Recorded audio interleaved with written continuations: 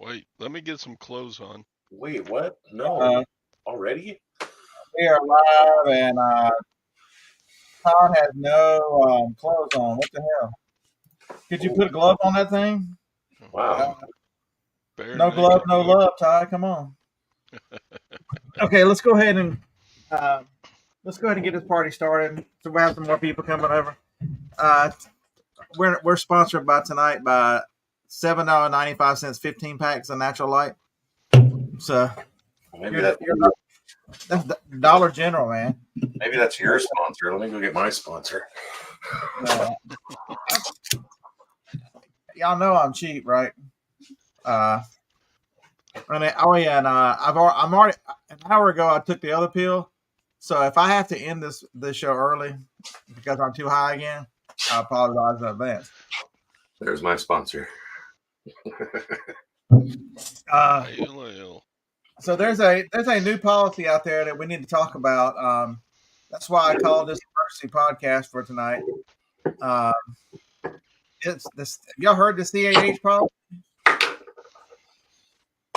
It's taken over eBay and Amazon. They're all going to have to implement this. Well, they already do because they think we're crazy as hell.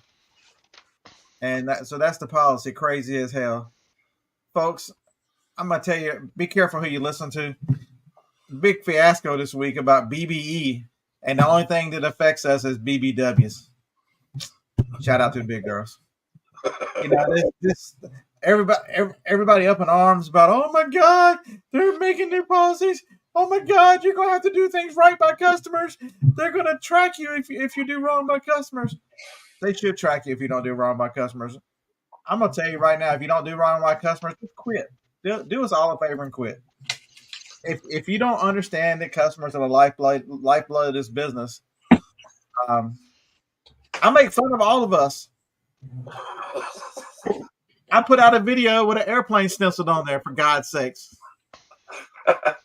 The sad thing is, people do this shit. The customers are so important. And I've talked since I've had this channel. The one thing that you got to know is you can't treat everybody like hell just because there's one idiot out there that happened to buy something from you. How many hundreds and thousands of customers that some of you great sellers out there have every year? Are you willing to treat 99% of them like shit because you had one idiot happen to? I'm telling you, folks, it's so rare. I'm gonna throw the link in the chat in case an octopus or a grandma slithers in here. Folks, be thankful for what you do. Be thankful for what you got. I can tell you this. It changes the way you think. If you value a customer and treat every customer, that means you make listings great listings because you want the customer to be happy. It changes the way you do things. It changes the way you look. It changes the way you source. And it changes your whole outlook. And it positively affects your business so much. It's called integrity. Doing the right thing when nobody's looking. It's, you're the boss. And if you don't have integrity, nobody in your business, nobody in the thing that kills me is the people that get so mad about all this are painting pizza boxes and all this crazy shit and can't believe eBay is going to make them do something the right way, for God's sakes. And then, all these YouTubers just, oh my God, we got an emergency podcast. We got to talk about this. What's that? And the person that did that is, a huge eBay seller, wildly successful. People follow him for advice. And then you throw clickbait out there. This is just crazy. Folks, be careful who you listen to. I'm not doing a lot of videos that show you everything I find. I'm making fun of my resellers right now because I got a whole list of videos I got to get through now. I got all this content. Including, stay tuned for tomorrow's boxing video short of my new upgraded shipping offer to the gold premium package for boxes. That's gonna be awesome. Yep. Wait, you got to put some Christmas attire on some of these packages too. I need some glitter. I need some glitter. But I mean, folks, it's a reflection. Some of this trend through eBay and people and sellers being so bad is a reflection of what's being allowed to go on in our society. You know, we are the older generation. A lot of us look at it and go, "We were raised right. We don't understand why we." I'm a Southerner in the Southern United States by the grace of God. I live down here. I only meet, for the most part, nice people. People are nice to me, no matter what race, religion, color, sex, whatever you identify as. Nobody cares. They are just generally nice people. We're all just different, and it's nobody's out to get you. These corporations, okay, the government's out to get you, but other than the government, who's out to get you, you know, customers are not out to get you. They just want the item. They have seen something in your store, or they're searching for, and it satisfies their needs, and they would like for you to get it to you in the condition that is promised. Every now and then, okay, so here's a great example. I have a guy today who bought a remote, and then I get an email a couple minutes later saying, "Hey, could you ship this out as soon as possible? We've lost the other one." What do I do? Am I supposed to get mad that he had the audacity to tell me to ship fast? Did he not look at my feedback and go, fast shipping, fast shipping, fast shipping? Or do you just send a guy a message back and say, no problem, man, I got you. It's going out today. That's it. Yep. I shipped it out today, and he will get his remote as fast as the post office will take it to him. It's common courtesy. And I did a video a while back that said being an Amazon seller made me a better eBay seller than most eBay sellers. And everybody but Todd up here does sell on eBay. We all on Amazon. We all do multiple platforms. I'm telling you, the bar is so much higher for what you have to do. eBay says, please, please, please answer the messages. Please talk to your customer. Amazon says you got 24 hours. If you don't do it, we're going to throw you off the platform. Simple as that. If you don't answer your customers' questions, you are not going to sell on this platform. I don't think eBay sellers understand. There's a different. eBay is very relaxed. You don't do things on Amazon. Amazon doesn't send you a message saying, well, you might not have known about it, so please try to do better, and give you 4 or 5 of those. Amazon, if you do something if you're out of one of their little metrics, you get a message on your account every time you open the app saying your account is in danger of deactivation. Please correct whatever. I just had it like 3 days ago. Remember? Yeah. If you have too many cancels, you have too many late. I had it for lates I made a mistake and thought 4 packages were supposed to go out on a Tuesday, and they had to go out Monday, and I missed them. And then for the rest of the week, every time I log in, it goes, your metrics are out. This account is in danger of deactivation. I'm like, please. Big orange. Big orange banner too. Yep. And make sure you don't miss it. Folks, we're blessed. We live in a time where the internet has become wildly popular, and most of us would not have this opportunity to sell if you had to open a brick and mortar. Oh, yeah. Because there's so many people are first time business owners, you don't understand how expensive brick and mortar is. You just don't. I can tell you. Yeah, you've run a gold store. You know exactly what the fees are. You can spend $20,000 just like that to open up a store with nothing in it but a desk. Yeah, exactly. Okay, a few things but a desk, but still, practically nothing required but a desk and some decor and chairs and a very simple business to open. 20 grand, just a blink, and it's not going to be any less. eBay. People are so upset because eBay is demanding that we treat customers right and get them their products in a timely manner. Okay, so look the other way. When you buy something on eBay, Amazon, or whatever platform, what do you expect? Is eBay asking its sellers, even the ones that are overseas that are selling in this market, are they asking any different than what you expect as a buyer? That's what I asked for you. Is it any different Are they asking you to do any different as a seller than you expect as a buyer? And it's exactly that's one of the biggest things. I don't like the way people ship on eBay. I really don't like the way that and I used to do it. God forbid, when I sold clothes, I did it, putting stuff into the damn padded flat rate envelopes. That drives me nuts. I bought a drum for a printer. This person, I don't know how long it took them to get that drum unit into that thing.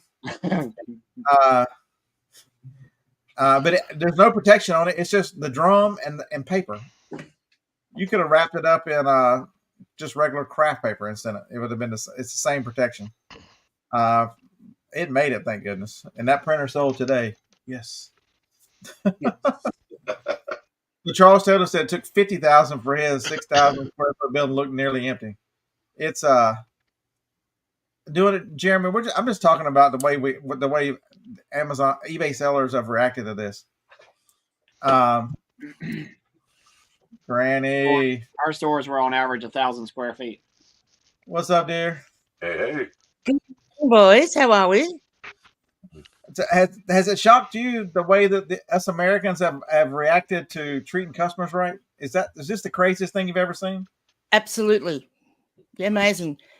We're actually going to do not re-record our podcast for next week, but we're going to do another episode. We've already recorded for Tuesday, but we're going to do it again. Purely for that reason, because eventually that excitement and overwhelming, thing around it all is going to trickle down to Australia. So we thought we'd get in on top of it all. So yeah, I'm surprised it didn't come from you guys. Most of the stuff starts over there. True. Well, it was quite funny because someone asked in John and Jenna's live there what the BBE was, and I thought, gee, how have you seen it? And then I said to them, just do a search on YouTube for BBE policy and just see how many videos come up. It's just incredible. BBW is more concerned than me because I have 7,000 pairs of 3X underwear. I've been waiting to see photos of you modeling them, actually. Oh, they're out there. That was just a bra. I haven't done the underwear. There is a picture of me on one of my videos of me with I think it was like a 48 double D something. It was it was a big one. I sold that one too. Somebody didn't you get some dirty panties back one time? Oh, they come back saying the wrong size, so they had to try them on. So I get them back all the time. Crikey, Stephen, the golden rule's dead. We don't treat anybody.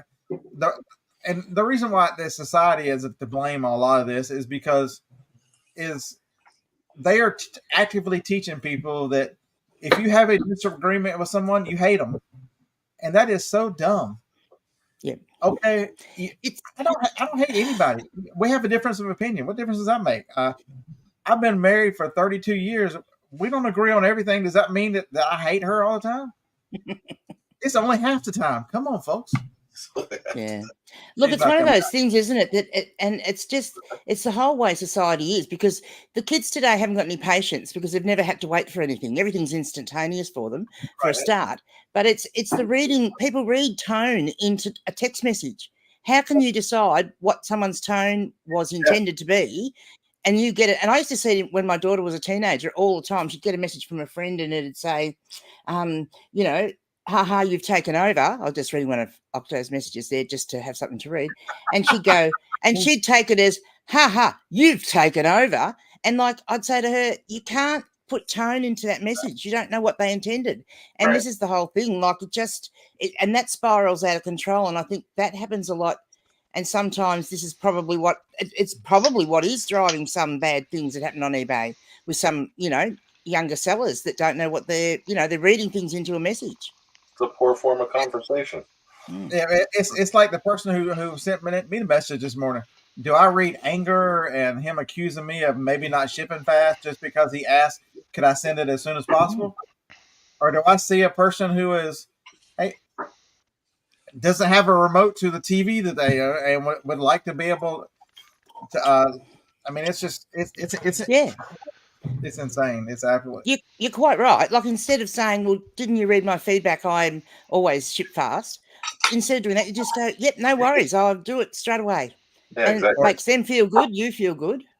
Or I can sit here and go, Yeah. man, I've got 2 days handling it. I'll teach him. I'll ship this on Tuesday. Teach him for Dask. I'll teach him that be saying anything to me. Take that. You still got some voice left? I still got some. John, Oh, I get to sit Lordy next to Lord. you this time. I've got Jenna's spot. Yay. Hey, anytime. But that's been the biggest disappointment, John, to the BBE is the way sellers. Because I realize the only negative part I've heard you say about it is the part about once you hand it off to a delivery service, you don't have any control over the total delivery time itself. Right. But that's the only thing that's out of the rest of it. You can control everything else.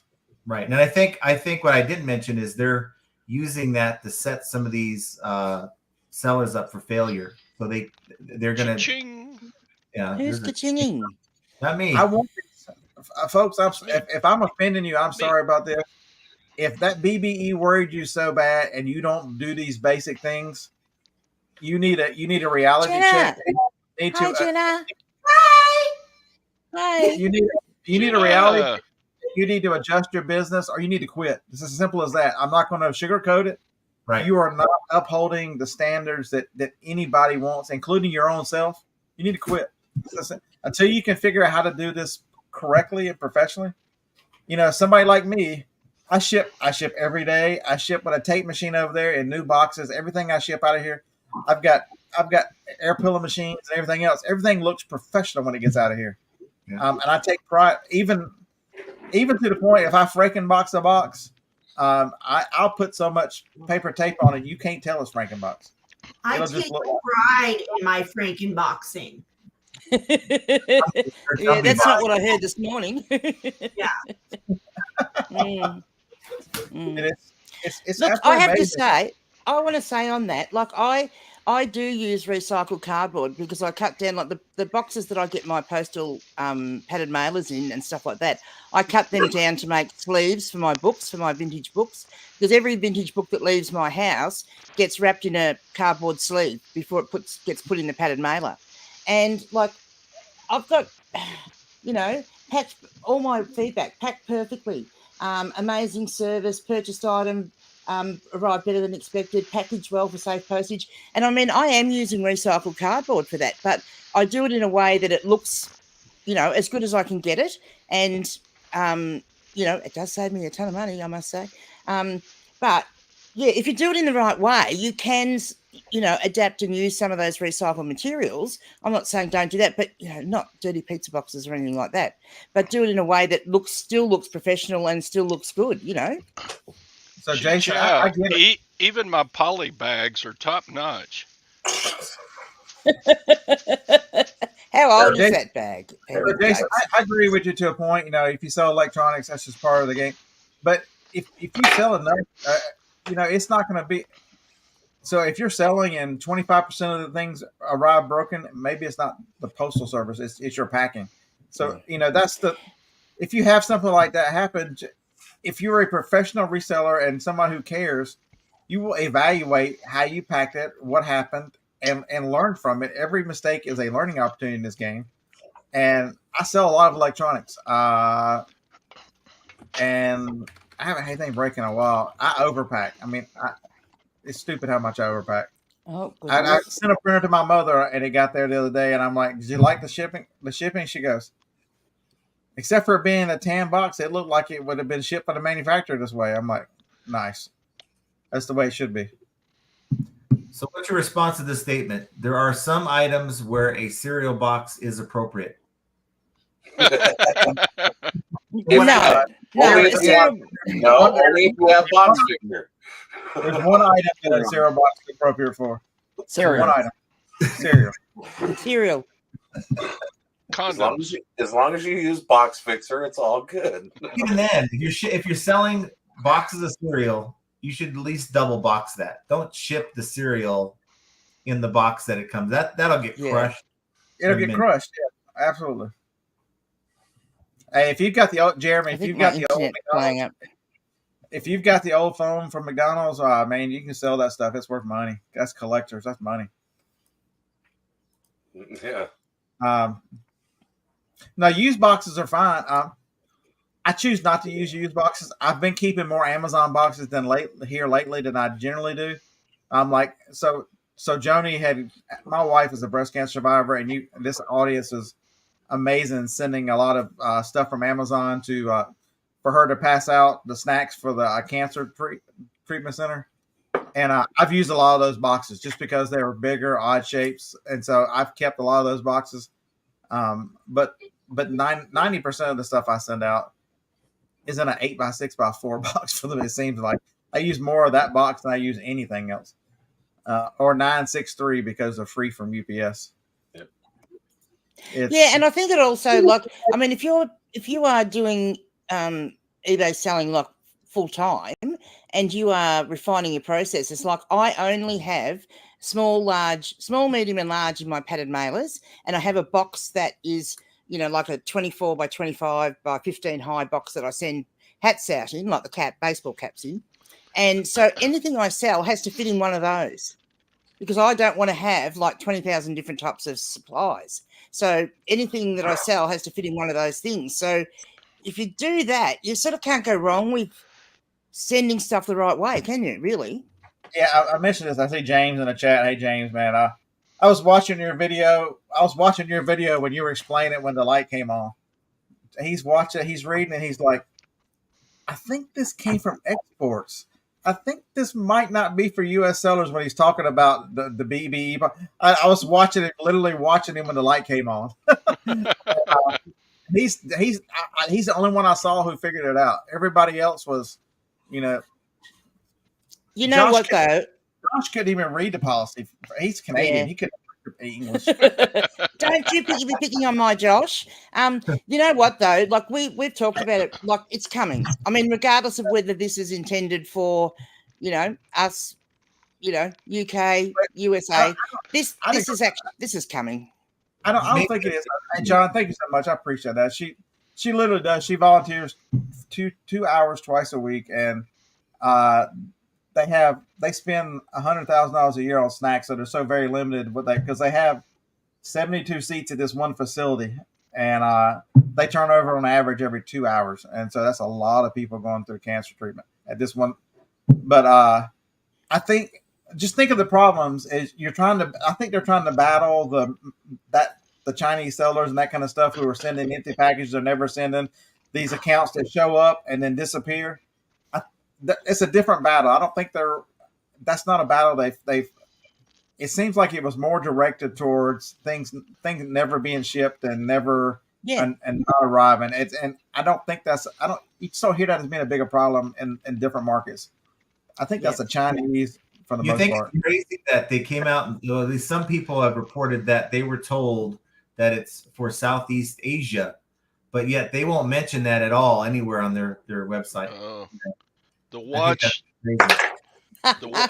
watch category is inundated with Indian copies, and the coin and silver and gold on eBay is overrun with fake gold and silver coins from China. Mm-hmm.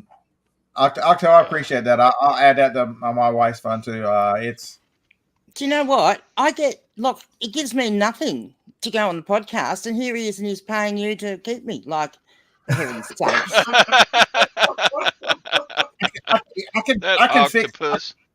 I could run a training class and a training school and make everybody. They would leave here and ship boxes. They just have to come on a Tuesday or a Thursday and spend 3 hours with me, and they would be the best eBay seller in the world. I thought for a minute there you were going to say you were going to run a class on how the octopus should pay me, but yeah, you didn't. The class is going to be simple. The class is going to be simply as this: we're going to go with my wife, and we're going to push the cart and talk to cancer patients and talk to people who life is really hard for right now, and then you want to go back home and bitch about having to treat people kindly and box correct. Do you want to go home and complain that you have the opportunity to to live a lifestyle that you want to, and all your dreams, and be your own boss and do what you want to, and not be sick. It takes 2 hours, folks. You can come spend that with me, and we'll go talk to some people who have been given death sentences, and you just don't know how fortunate you are, and you take advantage of the time you have. Life is short. I'm telling you right now. Never dreamed that I would lose my friends, Dusty, Tristan, Kevin, in the last few years. Never dreamed that they were all in their 40s, folks. Yeah. Me and John are in our 50s, for God's sakes. And Dave. Well, I'm a little bit older than that. I arrived into the 50 land, yeah. So I'm not 50 yet. That's the disappointing part, is we have so limited time here, and your life is. I'm going to tell you right now, and if you're doing the right thing by people, your life will be so much happier. Customers you'll find that the problem customers, they're not really problems anymore. You're just an opportunity to help this person out. Because you change the way you look at things, and people around you notice you're better. It's amazing that the better you treat people, the better your life becomes. I promise you that. Yeah, life is definitely too short. And I think for me, that's one of the things why I strive to do the best I can do as a reseller. Like, I'm new to reselling. I've only been doing it for 18 months. Surprisingly, people might be shocked at that, but I have. And, it's because I know that it's a limited time for me, because I'm advanced in years, of course, even though I don't look it, but because I know that I've only got that shorter time, I'm in it, and I'm in it for the best that I can get out of it, and the best that it can give me for, in as short a time as it may last, because who knows? Yeah, John, sister. John, wrong one. John, you're special. So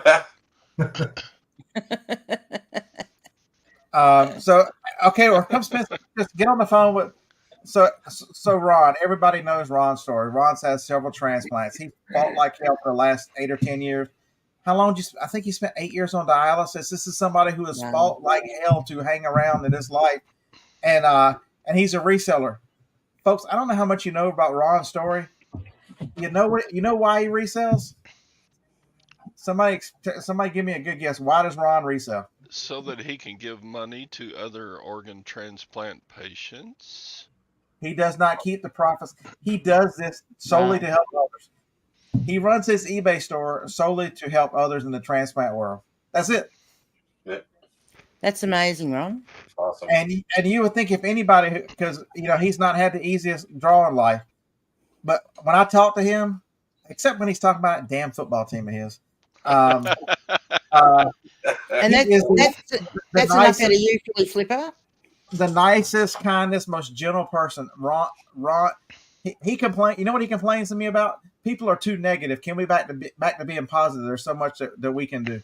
That's the complaint I get from Ron. I'll get a call from Ron and go, "We got to find somebody else to listen to. We need some positive voices." I'm glad you've been.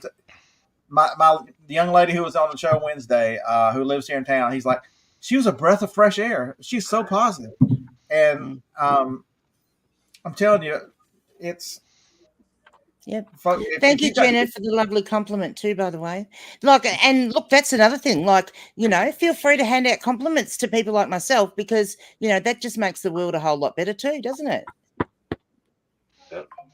You are so beautiful to me. For heaven's sakes, I'm getting serenaded. Do that in your best Shaggy voice. Can't you see? Yeah, it's the same thing with my wife. 17 surgeries in 35 years we've been together. I mean, somebody who lives in pain every day. Wow. And fight. Never complains. I never hear her complain. She'll tell you she feels bad, but she never doesn't complain about it. It's, folks, you're very fortunate in what you do. We live in crazy times. Don't get me wrong. And if you really get me on another topic, me and John should have a show. So John is, if y'all don't know,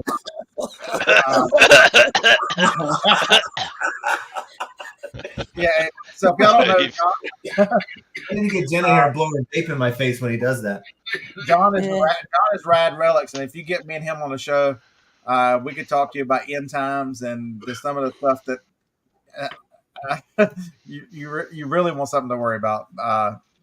But there's such a weakness of this society though is we see everything, we see it so fast, but there's not enough of a personal human connection. I think the further we get into electronics and people's faces and phones, it's you lose that face-to-face touch. You do, but that being said, like I think of the technology or the lack of technology that I grew up with. Like, how amazing is this? How amazing is it that we have this vehicle called YouTube where we can come from all over the place and all get on a panel and talk to each other, and it's like we're almost in the same room. Like, how it freaks me out. I just think it's the most amazing thing. And, you know, I think, yeah, if we use it for positivity and to share good messages and, you know, yeah, well, I mean, look, not that we shouldn't talk about issues because we should, but like it is quite an amazing thing, I reckon. Yeah, James, you might have done that the wrong way. That's for sure. Thanks for sharing my link, Red Relics. I appreciate that. Don't share Octos though, please. Well, thank you, Red Relics. But it has definitely changed, and because like I won't talk to any of my neighbors, but I'll have phone calls and conversations with people, with you from Australia. I talk to Jacob 5 times a week probably. He was on the phone with me yesterday when I was going through an estate sale, and it's the opportunity. We just take it for granted. We don't use it for the things that can help others. There's so much negative out there. So, you know, all this drama and infighting that people carry on. I'm like, you know, they'll say, "What do you think about this?" I'm like, I don't know. I don't know anything about it, because if the drama comes, I hit the door. I just don't believe in that kind of stuff. Yeah. You just need to tell them to put on their big girl panties or their big boy jocks and, you know, pull them up and just suck it up and just get on with life. And if they don't have any, you'll send them a pair. Yes. I think a part of it is since we have such a sense of entitlement that we're owed something that generations before us did not have, and maybe it's probably not the generation on this panel, but it's the one behind us that really, except for Jacob. Jacob's in that group, but he wasn't entitled. He wasn't entitled to anything. I keep asking him. I was getting out of the van and going into the estate sale, and the song was playing or something. I'm like, "You ever heard this song?" He goes, "You forget who you were talking to. You know, I grew up Amish." I'm like, why do I ask you any kind of pop culture questions? Because the answer was always nope. Well, I mean, if it was after like 1999, maybe. After 99. I used to love it when there was a remake of a song, and you know it'd come on the radio, and I'd start singing it, and my kids would say, "Mum, how do you know that song?" And you know, because they had no idea it was a remake. Yeah, they should bring out more of those. I'm trying to see what Jenna's saying in the chat. John's just cloud chasing for OnlyFans. Dude, I don't want to hear it. You're married to a beautiful woman, John. You swung way above the fences. I've told you this before. I don't know what she saw in you, John, but yeah, there you go. Larry, thank you so much. I'll definitely do that. Yeah, Jenny, you'll have to come on our show and visit me. Do you like my babies that I've got? My pickaninnies? Drummer, I think I missed a super chat from you. I appreciate that, Drummer, so much. I'll put this up for Lisa because she loves my pickaninnies. Looks so like what is that? A lot of blow. Can you see? You wouldn't be able to sell that over here because people are so sensitive. That's where I send them, generally. That's where they end up. So they're anatomically correct, 1990s Indigenous babies. Huh. That's why they've got. That's why they've got jocks on, because I didn't think that was perhaps a good look because they're boys. So drummer asked, is Jacob part of the Amish Mafia? So I don't think there is any. Can't tell. No, he can't. I can neither confirm nor deny. Hey, Philly Fibber Paul, thank you so much. I'll definitely. You want somebody my exact opposite? We're in Cincinnati. I met a few people. Paul met everybody. Between Paul and Roman, you didn't have to know where everyone was. You could just stop and you hear those two accents going like accent. It was absolutely amazing. That was, and that's very reassuring, folks. You know, we talk about a lot of negative stuff, and we have to answer questions and do these kind of things.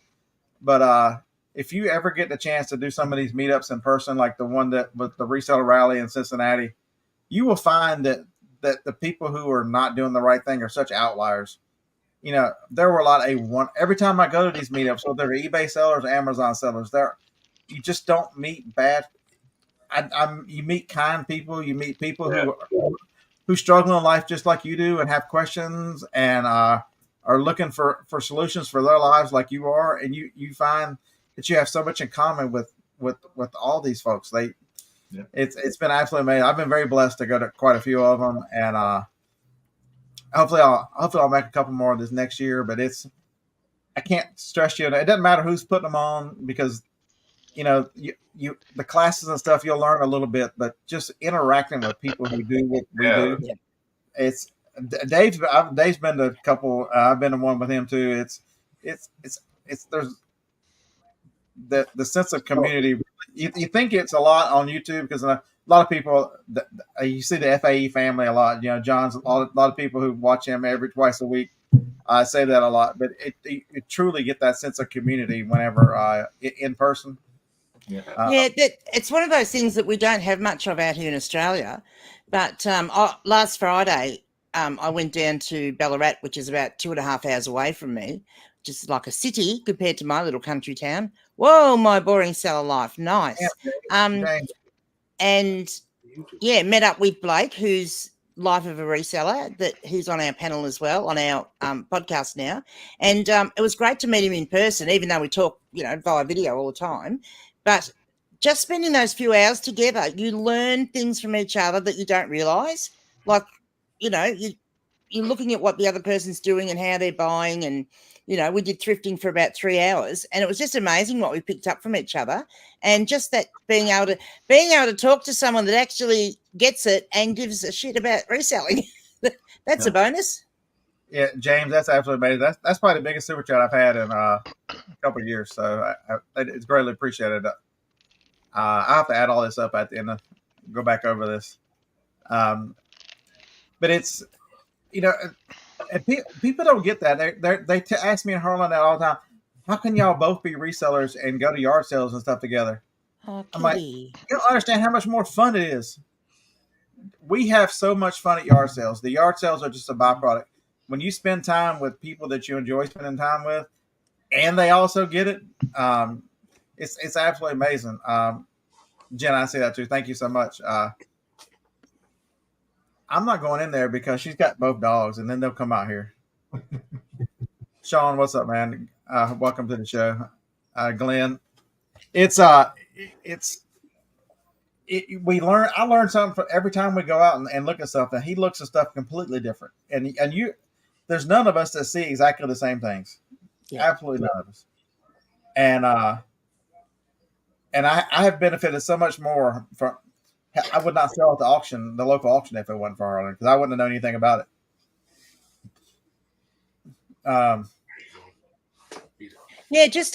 Both of us were pretty much buying denim, because I was there, thought I'd just concentrate on getting jeans and brands that I can't get in my local area.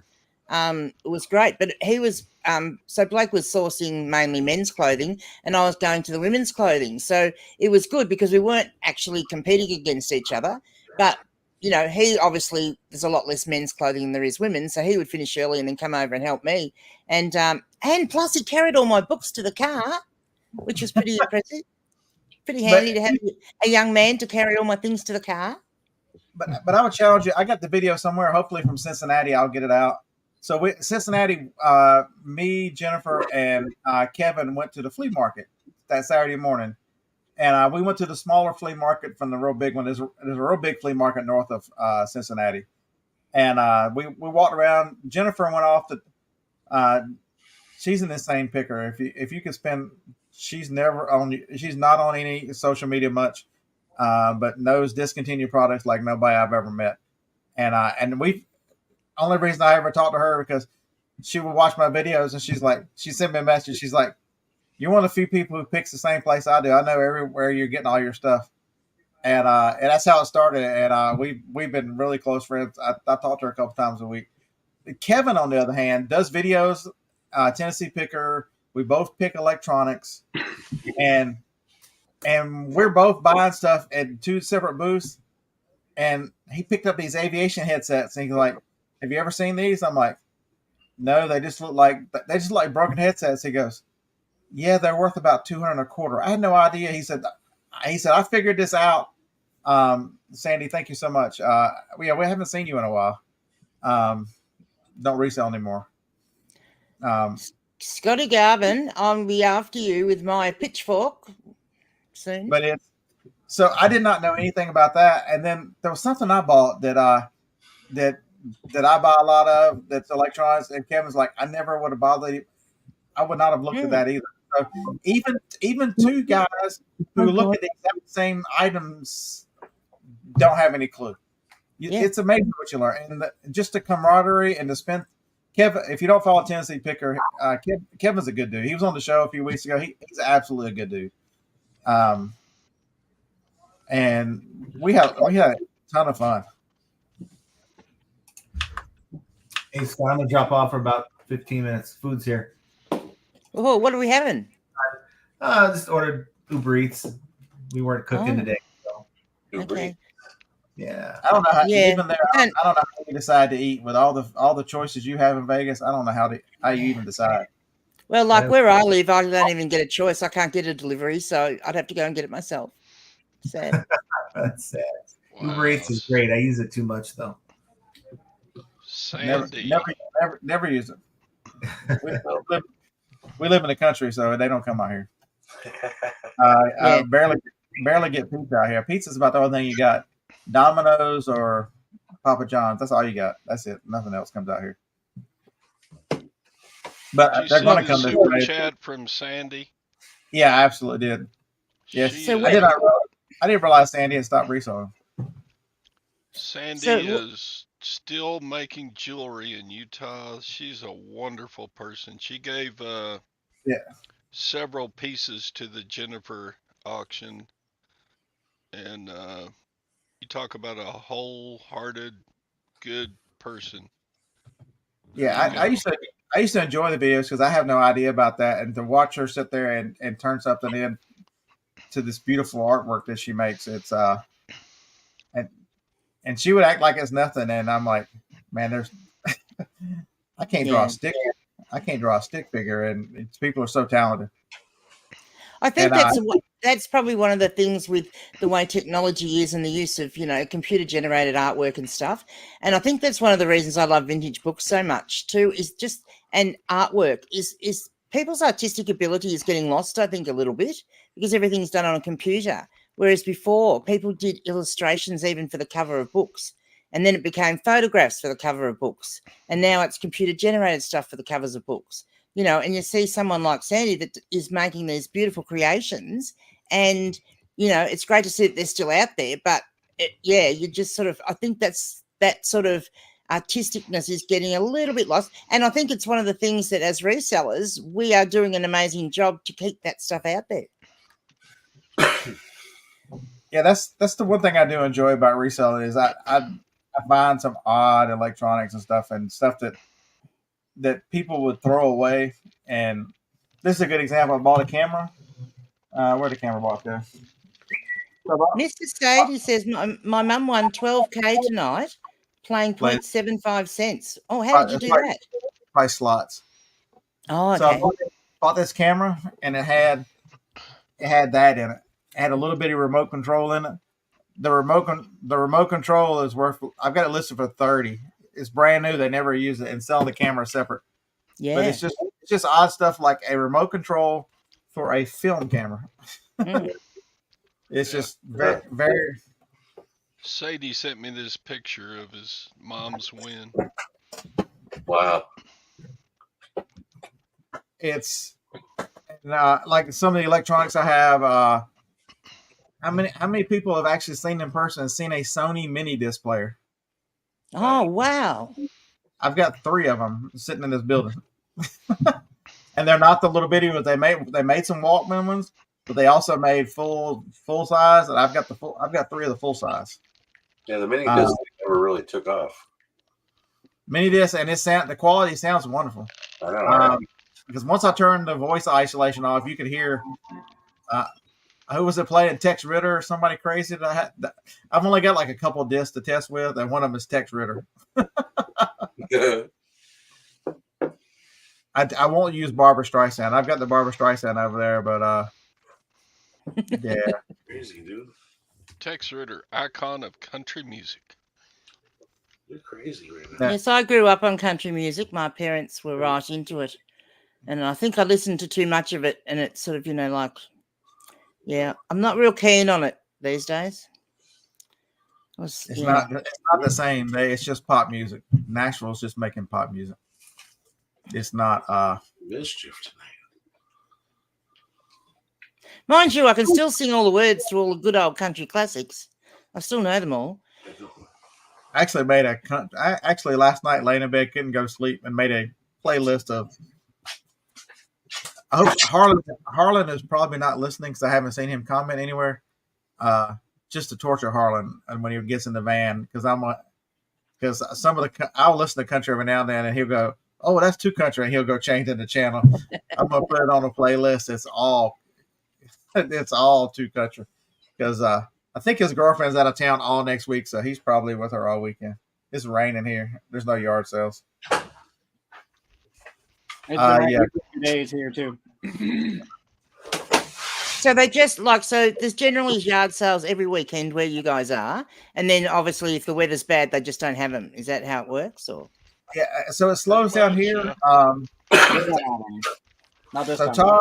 Todd's in Texas. His weather, he'll have it. He's in a small community, but if he wasn't in such a small community, his weather would hold. But here in northern Alabama, probably this next weekend will probably be one of the later ones. It's just it's a little too cold, so we'll take a couple months off. They'll be back in March. I think we get like 52 weekends a year.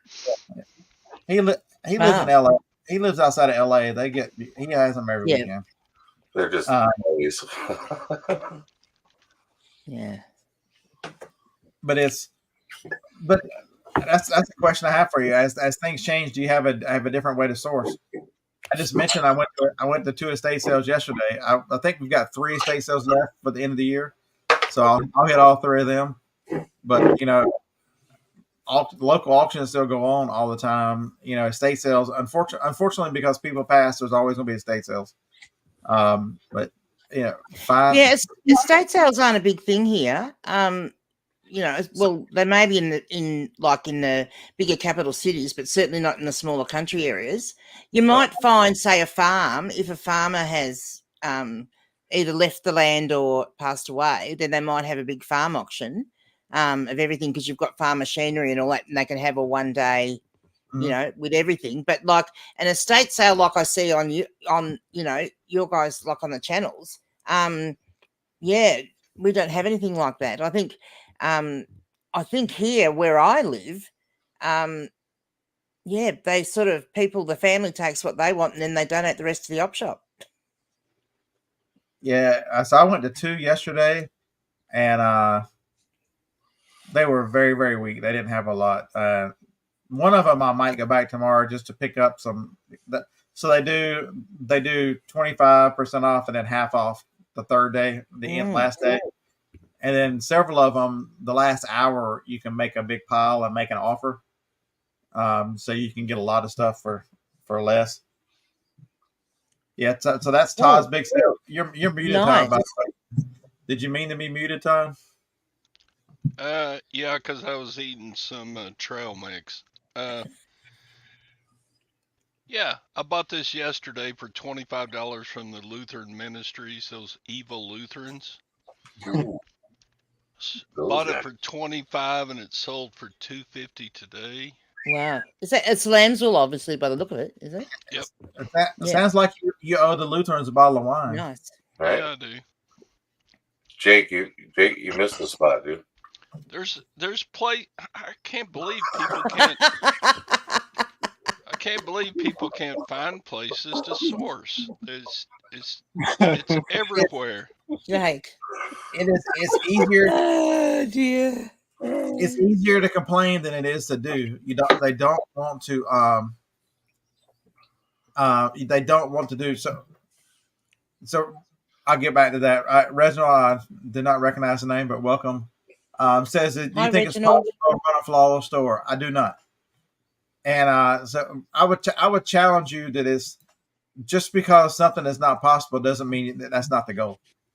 I think if you're selling new items, you could, but you can't do it when you're a reseller who's selling secondhand goods, because nothing's ever going to be in the pristine new condition that it was new. So everything's going to be in varying, like even if you've got 5 of exactly the same thing, if you've sourced them at 5 different places, each of those is going to be in a different condition, aren't they? Even if it's only slightly. So there's always that interpretation of the buyer.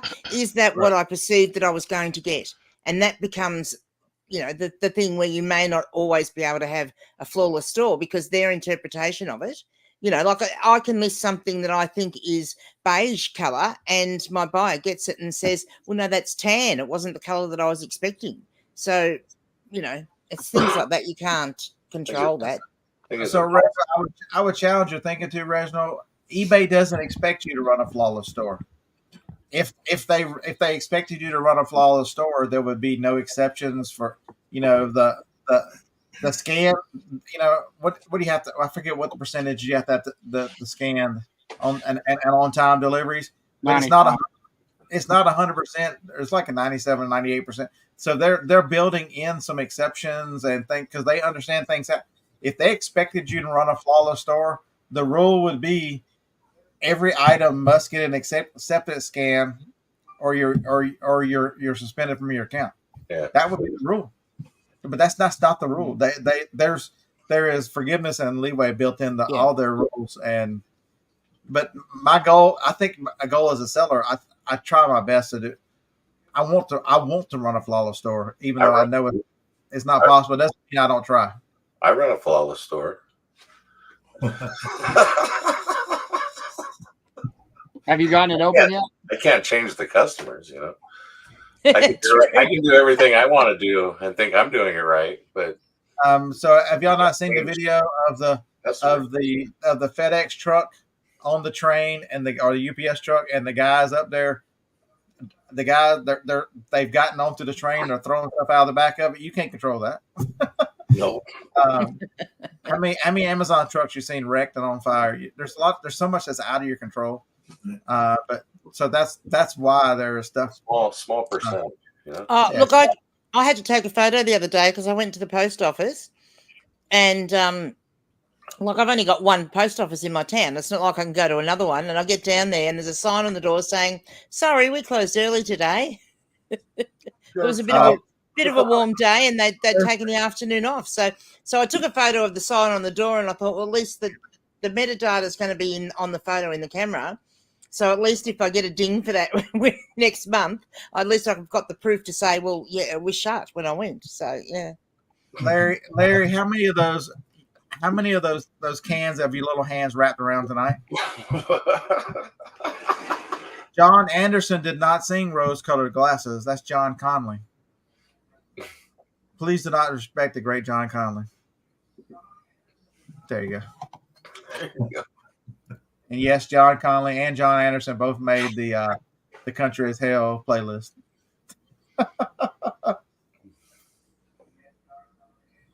So James says that if he sold only pictures of himself, he'd have a flawless store.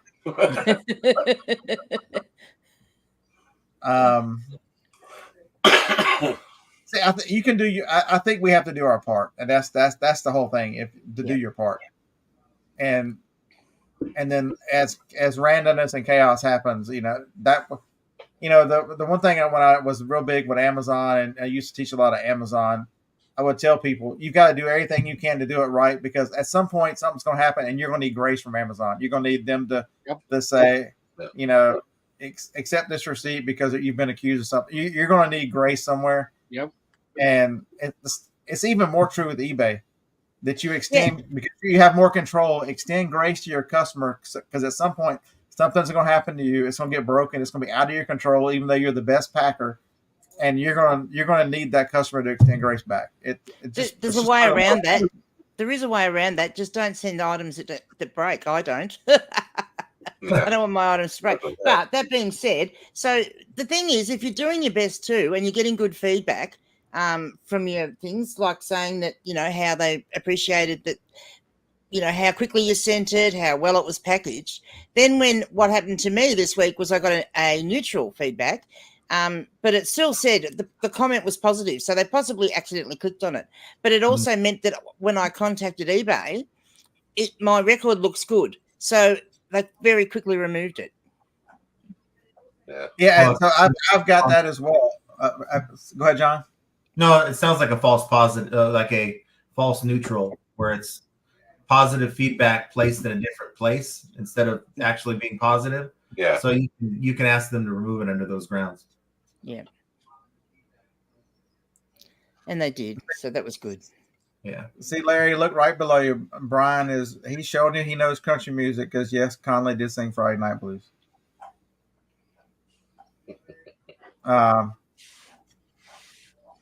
Yeah, he's old country music. You just got to listen to country music just for some of the song lyrics. They must be American country artists that perhaps haven't made it out here. I haven't heard of a couple of those. So yeah, I would sing the songs for you but I don't know them. Guard sale, resale thrifts. Good evening. Welcome to the craziness that is Friday night with. So far, I'm not too high, so we can carry on, but that might change. And look, John, if I'd known I was sitting next to you, I actually would have. John, if I'd known I was sitting next to you, I would have put my rollers in. But because it's Saturday here already, which is like the weekend, and like my hair gets a bit stressed having rollers in every day, so I didn't put them in today. I like your hair like that. Kind of wishing I had it now, I like your hair like that. I didn't recognize you without a hat on. I've got a new one too. How cool is this one? Nice and bright. And I might be able to put some Christmas decorations on it, I'm thinking. Yeah, so that's what we did a gift exchange one year, and that was one of the things Dusty gave me was the little light up thing, ornaments for your beard.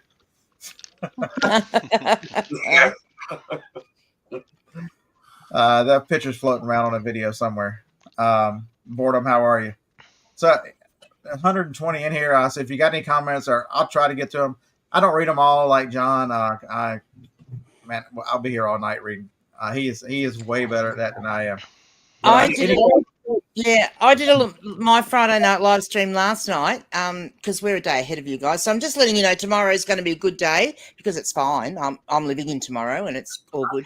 I saw that and I'm like, how is she already at Friday that I remembered? I'm like, oh, yeah. And it took me, I did mean to write it down, but it took me something like 2 hours and 16 minutes to actually get to the bottom of the chat the first time. So it's a bit of a worry, isn't it? Yeah. I mean, I kind of think that if someone's going to take the time to comment on your live stream, that try to at least acknowledge that they, said something. That's the way I look at it, which is why I read so many. Yeah.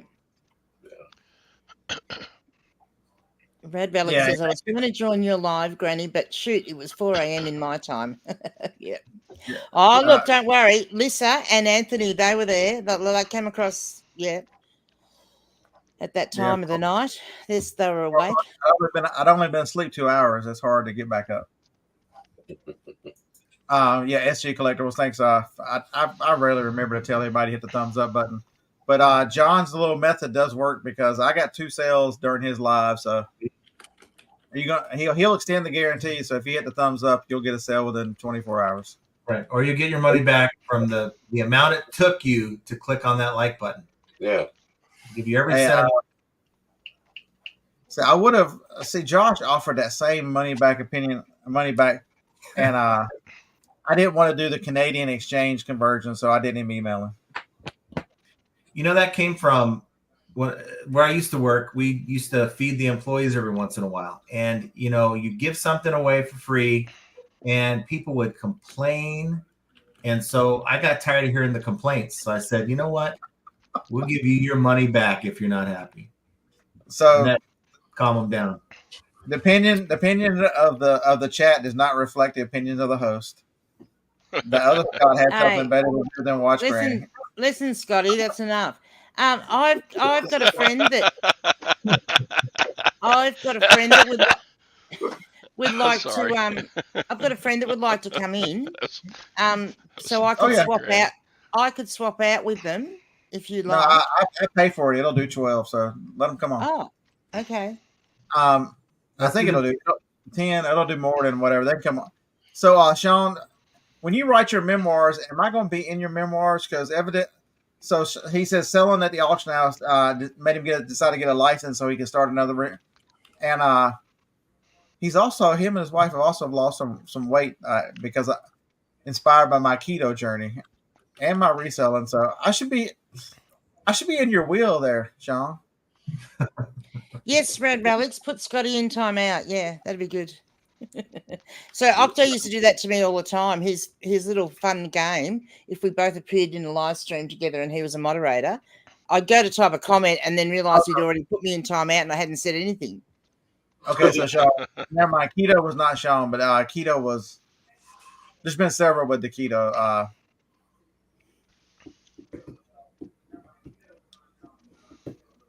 Well, okay, so it was boredom. I'm telling you, I've been off for a few days. I'm going back tomorrow. Did you go eat at that burger place? No, I went home and ate. I'm too cheap, man. She had leftovers. I want to make leftovers. Oh, okay.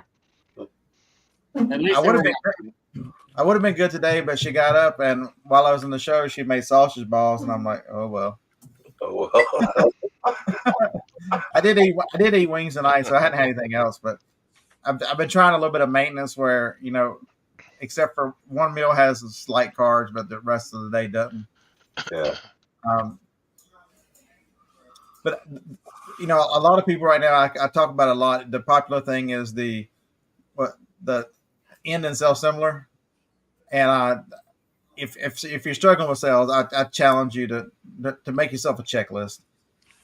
Look at a certain percentage of your listings, you know, check over your titles, go back and do the basics, check over your titles, check over your keywords. Is there everything you can put in there for you just item specifics? John, so if I need some item specifics, how can I get item specifics?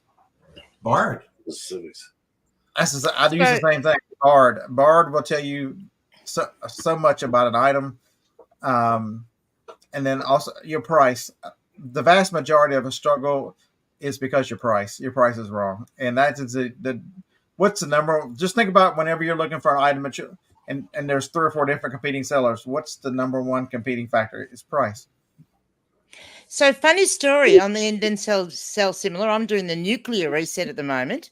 So yes, and I have amongst my little goodies in my toy department in Grumpy Granny's toy store, I have a big chatterbox. Do you guys have Mr. Men books? Yeah, Mr. Men books. So it's a big Mr. Men plush. So you don't have Mr. Men over there?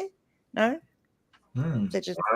Okay. So it's a little series of tiny little books that they made, and it's all about each character is a different thing that teaches the kids something. Like there's Mr. Chatterbox, and you know, like he might give a lesson on talking too much, and you know, there's all different Mr. Men. So, but anyway, I have a big pink plush of one of the characters, which is Mr. Chatterbox, and there's someone in America that has got a saved search for that, and so every day he's getting up and getting excited because this search, he gets a notification for a new Mr. Chatterbox every day. So he sent me a message yesterday saying, why are you relisting this every day? So, you know, me being me, I wanted to keep him happy, and I never gave it a thought what I really should have said to him. So I gave him this big long. So I thought I would bamboozle him with, you know, technology. So I gave him this big long technical explanation as to why I was doing it every day. Anyway, he sent me a message back saying, yeah, I'm confused, but I'll believe you. It's just annoying to keep getting notifications. And so because he'd messaged me back then, the thought had come to me. So I replied and said, oh, I guess it would be annoying, but you know what? If you bought Mr. Chatterbox, then you wouldn't get the notifications every day. So Yeah, y'all are didn't work. He hasn't bought it yet. y'all making jokes about sausage balls. Listen, I've told y'all over and over, my wife was born and raised here in Alabama. Well, she was born across the line in Tennessee, but she'll never admit it. What are sausage balls? What are they? So it's she makes them with spicy sausage, a lot of cheddar cheese, and mixed in a Bisquick, and she scoops them out with a 2-ounce scooper, and then bakes them in the oven. So they're spicy sausage with cheese with a little bit of biscuit texture in them. They're absolutely amazing. She only makes them this time of year, which I don't know why. They're real popular in the South for the holiday season, and my wife is an amazing cook. So I get a text saying they're going to be ready in 8 minutes this morning. I'm like, oh well, I guess we're. Red Relics is asking about the right amount of listings that are manageable. But before we answer that one, did anyone watch Tech and Sports video on the BBE? What, the emergency podcast? No. I find it interesting because one of the things that came up at the end was, you know, if you've got bad dings, that if you're listing and selling enough items, they'll eventually fall off. Like, it was more or less, I felt it was more or less saying the bigger store, the better. Yeah. What do you think of that? Well, explain the percentage game. So it's a percentage. Yeah, if you have a high percentage, the idea is you want to increase the number of items you sell, even if some people introduce like what we call loss leaders or something similar, where they're not really making a profit, but they're boosting the number of sales so that it brings down your lates, brings down your other metrics that count against you. Yeah.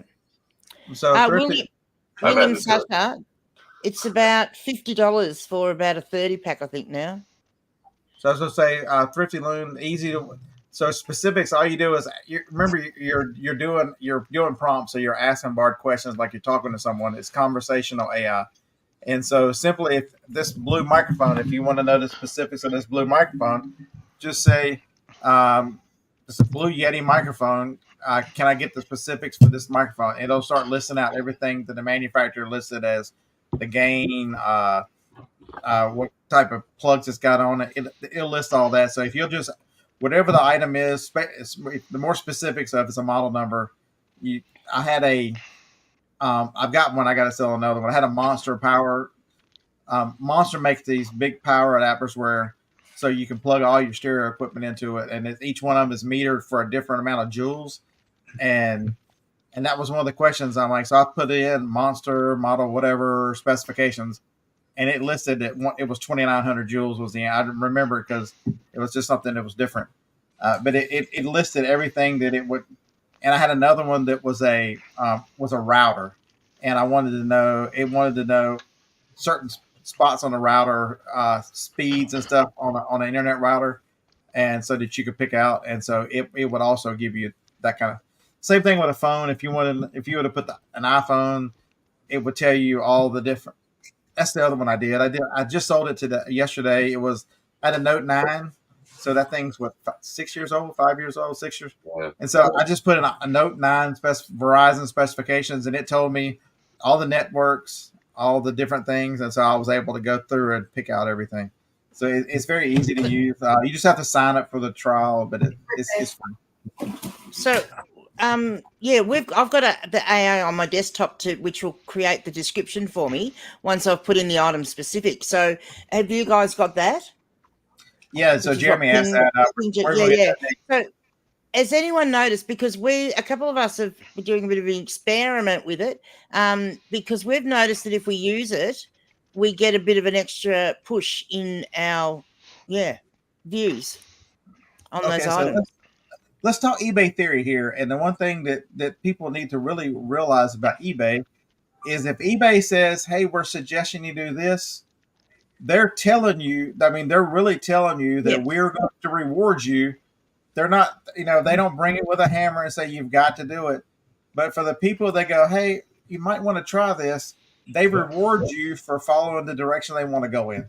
And so I would expect that you would get a bump for using AI. I would expect that if you're promoting using dynamic and all that stuff, I would expect all that stuff. Everything you do that eBay is pushing towards will put you farther up in search or put you more visibility. And so instead of fighting these things, learn how you can incorporate them into your business and learn how to use them. I listen to the phone and I use AI all the time just because nobody reads a description anyway, and I want something in there, so it makes up something fluffy. And I agree with that. I think that the AI they want people to use that aren't filling in their item description, so they're trying to find ways to make it as easy as possible. I don't think eBay cares how you do it, as long as you get something in there that has keywords that can help your item be pushed out there better. Yeah. And so, I've been doing it. So I've created a custom template with the basic wording that I would normally have in my description of any, item, whether it's, jeans, or I've got a few different custom templates, one for jeans, one for books. And so I just do the AI, let it do its stuff. And then I just go in and add the custom template above that. So it would read how it would normally read. And then the AI is under little descriptions underneath. And then I'm actually relisting to Depop at the moment, which is new for me. You can teach an old girl new tricks, and so I'm cross-listing over there. And so the only thing with that is that the descriptions are too long for the amount you can get in there. But I've actually worked out that it will fit it'll fit my normal blurb plus the first sentence of that AI description. So I just rip out the rest of that, and I'm good to go. So Ping G says this. Saw it today, ignored it. I was going to tell you to do exactly that. So I will put the actual condition, kind of relist that at the top, and hit enter a couple. Or actually, on the phone, I hit to do the AI, and then I move the cursor up to the top and hit return to him, and then type in what I wanted to type, and then and move on. Most of the time, I don't even add anything. But if it's got a flaw, something that they need to know about, like that phone, I needed to remind them that the back was cracked, and so I did the AI, and then I moved it down, and I put, phone has a cracked back. It doesn't affect anything. Wireless charging, everything still works. It's just got the spider crack on the back of it.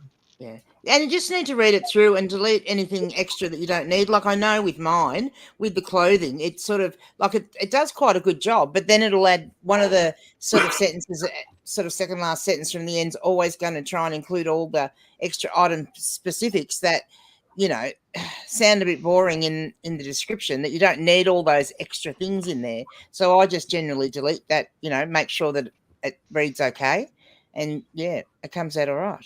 And I actually used it to list a Polly Pocket toy the other day, and I'm not very up on Polly Pocket, but I just happened to see it. It's new in packaging. I just saw it and it was there and it was cheap, and I did a quick comp on my phone and saw that they sell pretty well, so I bought one. And so I hadn't listed one before, and it was really handy with that. So I just filled out the item specifics that I could, and it created a great little description for it, I thought. Yeah, they're not, Polly Pockets aren't made anymore, and they're popular still over here, so they're generally really nice money. So we had a couple ladies, Tactical Z as a guy that finished mine. You guys welcome William Sutter, Mace's Technology, aka the other Alabama person. Let's see. Yeah, so Jeremy's reminding us that Tech and Chris have both said the same thing: volume to loose metrics, and that's the answer to everything. If you've got a ding or something, sell more items. everybody's always said that. Even it's the answer to everything. You're starting a new store, you want some feedback. Sell cheaper items, sell more, just get some things moving through your account. Buy your shipping supplies with the new account, because most people will not look and separate the feedback from buyer versus seller. They'll just see the number, and you're not a zero anymore, and you've got a few in there. So out of curiosity, how big are everyone's stores? So at the moment, I'm sitting just over 2,300 in mine. I don't know. My store is 180. this big. The main store is 180 items. 510. Oh, 1,400. Let me see what mine is. I'm about 30. wow. You're all making me look like I've got a humongous store. Good on you, boys. And it's so that I have 3,021. Oh, you in. Ding, See, ding, ding. But if they're repeats, I sell new. Right. So for years, everybody wanted to know, build a big store, get a big store, and I'm like, Sadie is 69. why does that matter? I want to sell stuff. If I'm listing stuff just to be listing, I want stuff to turn over. I'm not a collector, but you have a different business model. You've got books, and that's an item that you need a bunch of them up. So I get it. James is here, and James sells a lot of cassettes and hats, things that you need a lot of them up because you're selling based on percentages, and so that's the model that has worked for a long time. Josh wins. Yeah, but most people who are not doing that can't get there. Josh. So the boys the other day on our live stream, Octo and I do a live stream of a Thursday, and so they told me that I shouldn't use the AI, right? And I said to them, well, you need to have a description. They said I didn't need to. All you need to do is copy and paste the title line into your description. You don't need to write anything else. And I said, well, you kind of like do for a book. And they said, no, you don't. Now, look, who's going to know what that book is about? Like, honestly, because this is the sort of books I sell, vintage ones. And they said, oh, you can just look at the back. Well, you can't really just look at the back and find out what it's about. So you do actually need to use a description. Mm-hmm.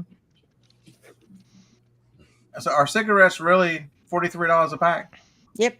that's crazy. And that's for a 25 pack. Oh. Kick you that extra $5.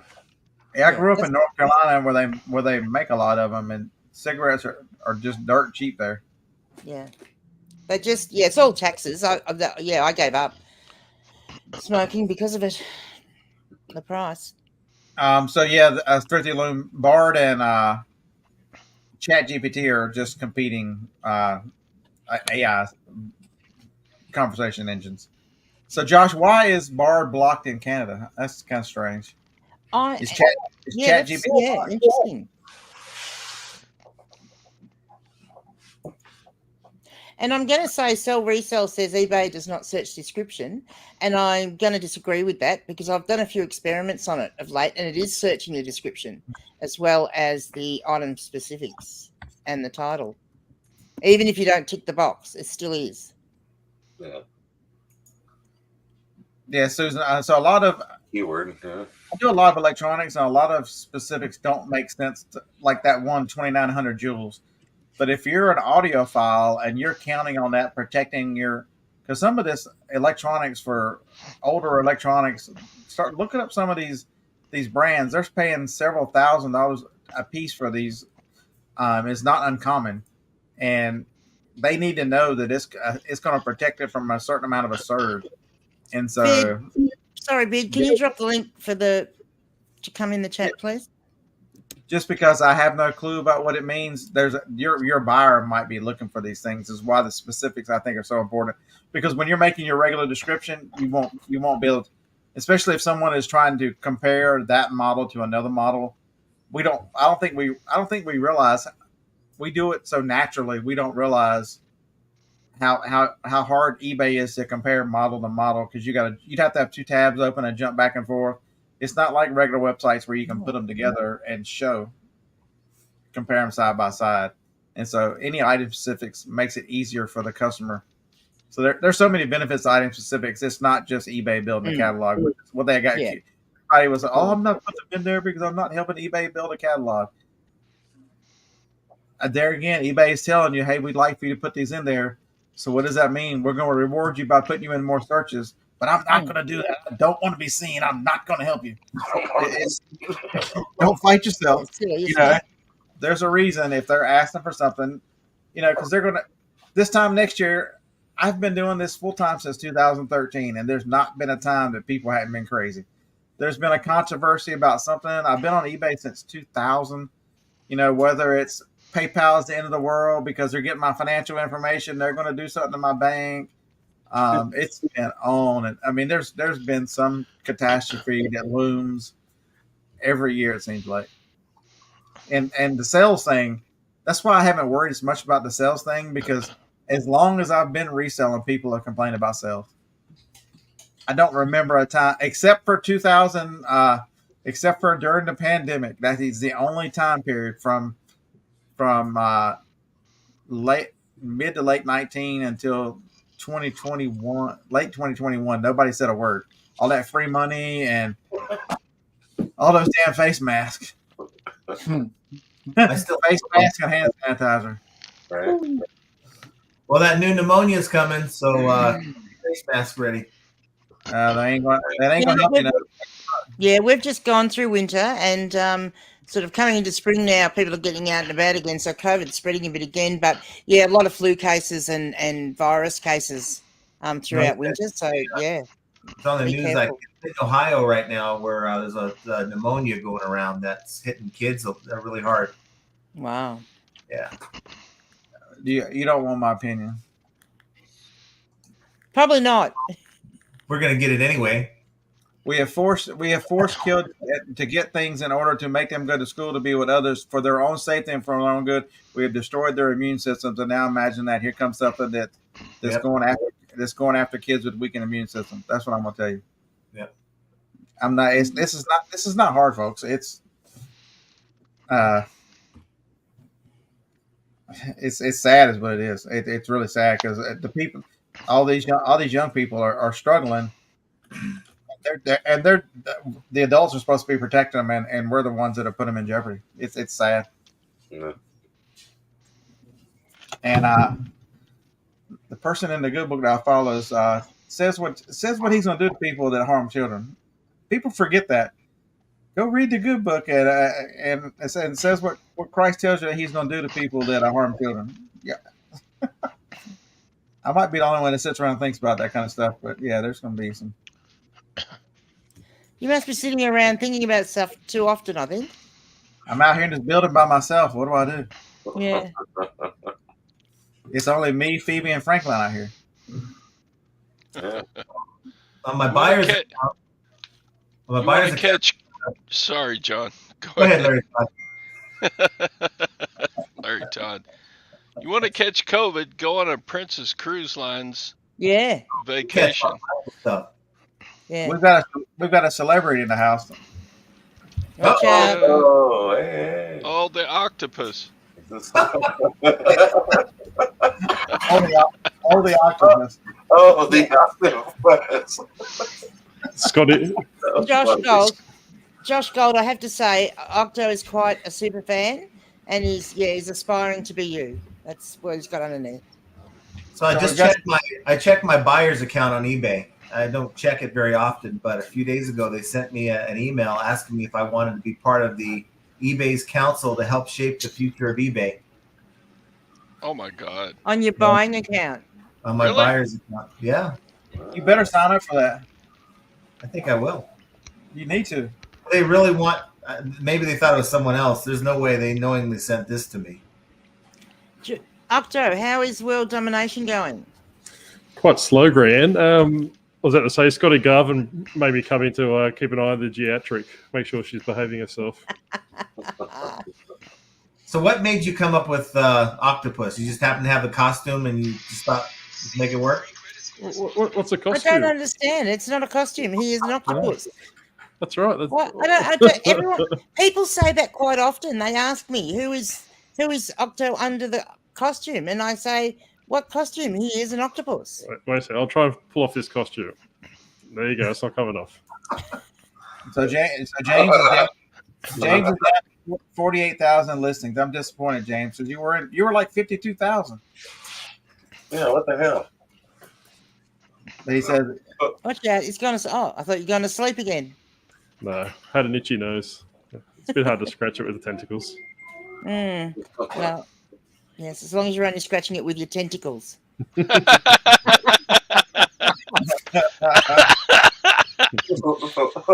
Oh, sorry. That was You would laugh even harder on the day that I actually slipped up and substituted the one certain letter with a different letter, and yeah, You ended up with the male anatomy. yeah. Yes, it was a bad day for all. Demonetized before I even became monetized on YouTube. Yeah, then I melted into hysterical laughing, and I was crying because I was laughing so much. see, everybody's got such different size stores, and that's what I would just challenge you. You know, what is your business model demand? And that's the right answer for the number of items you need in a store is what type of business do you run? What type of turnover do you have? What type? I mean, you know, there's so many different business models, and you know, there's not one that's better than the other. There's just one that's right for you. And so many people are forced to use one business model because that's what they have in their area. That's what they're able to source. And a lot of people make the mistake of not sourcing what's in their area and trying to force other things whenever they can make it easier on themselves to sell what's available to you. Figure out how to sell what's available. Everything will sell at a price. Yeah, look, and you know, my books, which are probably they're half my inventory at least. Over half, no, they're probably 2/3 of my inventory and half of my sales every day. And you know, every one of my books I expect to be a long tail item. I list it knowing that it is very likely going to be a long tail item. I mean, occasionally I'll come across certain authors that I know. Like, for instance, on the one odd occasion that I was lucky enough to come across a first edition James Bond book by Ian Fleming, I knew that it would be sold within 24 hours, and it was for $250, and it didn't even have a dust jacket. Could have got $800 if I'd had a dust jacket, mind you, but yeah, in general, I know that they are going to be long tail items. So I've probably got a bulkier store due to that. And then, yeah, not so much with the clothing. That's a bit smaller section. So James, on my morning research, do you have a video on your channel about how you keep up with your inventory? How do you keep up with 48,000 items? Yeah. I have 500 and I struggle. Just the sheer amount of number and the sheer amount of work that you put in is absolutely impressive. You know, whether you love or hate the way James sells, it's just the longevity and the sheer amount of stuff that he's got up is just an amazing testament to someone who was working very hard at this game. I mean, I've always said that. I've always said that that's something to really hang your hat on. That much effort and commitment daily to not only get all that stuff listed, but to keep track of where all of it is. That's amazing to me. Do you think I've been hanging around the octopus too long? Like, I just looked down at Josh Galt's comment, and he's got Oscar Carboni. I saw Oscar Calamari when I looked down. So there's Nick Picker. That's true. We protect, and everything is a antibacterial. I mean, we were dumb kids. So this was so funny. Harlan, we had wing night, and Harlan's son were there, and we were talking about the good old days. And he asked Harlan about something, and Harlan goes, "I had my bike and I had it outside. That's what we had when we were kids." And we drink water out of the creek and hose pipes and all this. There's a reason why our generation doesn't get sick as much. It's just the way. Octo, do you ever get sick? Aren't you talking? You're mute. No, I can't talk today. I didn't take my lolly, my lozenge. So I'm gonna lose my voice a bit quicker today, unfortunately. So, No, so, but no, I don't get sick. so when you're out and about, do people recognize your voice at all there, Octo? Oh well, it's a bit hard to hide being an 8-foot octopus when you walk into a thrift store. Yeah, it's not the voice they recognise. No. I try and get a trench coat, but they're not very plentiful in my area. So, Busy Girl, I found the same thing. AI writes a nice description. It writes something very fluffy. That's something easy to read. But it has been very frustrating. I can't. How do they let these people get away with making listings with no description? That is very frustrating. When you're trying to find something out, it'll be a used item, and you go down and look at it, and there's nothing in the condition, and there's nothing in the description. You go, how did they list this thing? I mean, Yeah, and it's a bit like you go in to do a comp on a pair of jeans or something, and someone's got a listing, and they've got, size 16 jeans. That's it. That's all they've got. And you think, oh my god. And they're in the sold listings as well. Yeah, exactly. is that Harlan's new squeeze? No, Harlan is with Harlan's new squeeze. It's been nice, folks. I met Harlan right as he was going through the divorce, and he's truly a different person now. That was a kick to the gut for a long time, and so everybody should be very thrilled for this. That's a hardworking dude. He's a truly good guy, and I'm thrilled that he's actually met someone. I've been through a divorce becomes final. I know the words to that one. Yeah, they started dating in high school, and she left him after that 30 years together. So, I got rid of my husband well before 30 years. They still haven't found the body, have they, Leanne? No, they have not. That's why people don't go down the truck yard. Took his hat game. So I don't know, and that's when I think too, James. When people look at what you sell, they discount the fact that you have so many listings. But I look at what you sell and have no idea. You were showing hats the other day, and I'm looking at them like, I don't know a good hat from a. I mean, I know the Holy Grail. I know some of the 3-stripe hats, and I know the ones that are stupid expensive. But don't forget, folks. No matter how small your store is, how big your store is, you have knowledge of your products and things you sell, and you should be taking full advantage of. It'd be hard to outsell me on electronics because I sell so many, and not only do I sell them, if I don't know what it is, I'll nerd out till I figure it out and that kind of stuff. Jake's on the phone with me yesterday, and I'm evaluating a CD player, and I'm like, should I go through all the trouble of testing? He's like, well, yeah. What else are you gonna do? And it was broken there in the house, and so I get to the next house, and they had 4 VCRs. He's like, what are you doing now? I'm like, I'm testing 4 VCRs up in the bathroom.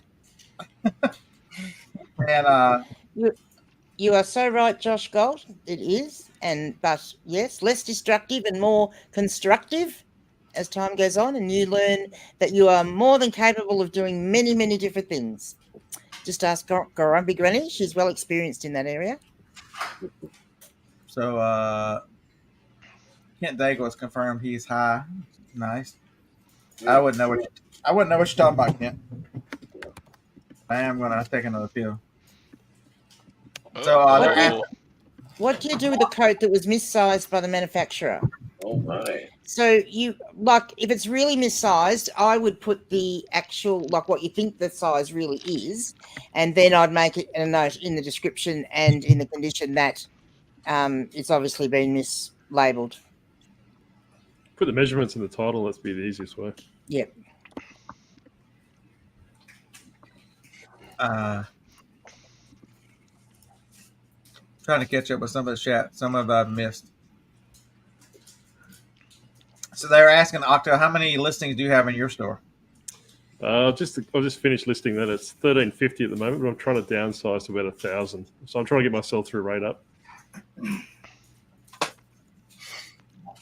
Well, you should stop trying to sell your minions on there and Yeah, I know. put some real products up for sale. Well, that's right. Well, yeah, like I said, I have to rely on eBay to sell my merchandise. So Dawn says she likes that all species are welcome. They are. Yeah, that's right. All views. I've had quite a few people on the show. I don't. Oh. Where'd that come Oh, from? there he goes. I need Except to for go back to. Except for Connie Lingus. Connie Lingus has never been on the show. Yeah, why not? She claims to have natural immunity from all STDs. Connie, we don't want to know how you got that.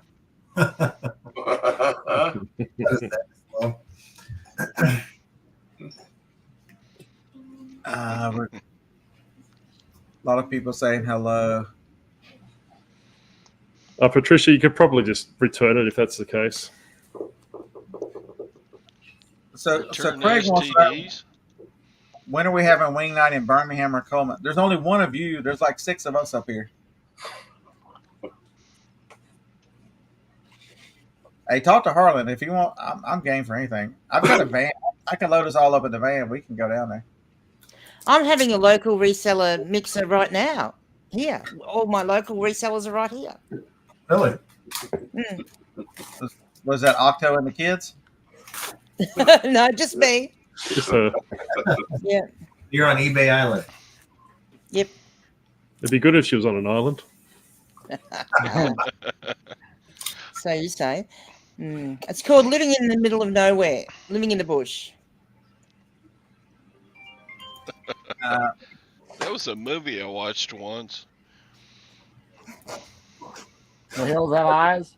So did y'all answer Patricia's question about being missized by the manufacturer? You could have to measure it out, put measurements in it. Well, it's actually a purchase, she said. Yeah, so, she's purchased it. Just return it. Yeah, return it.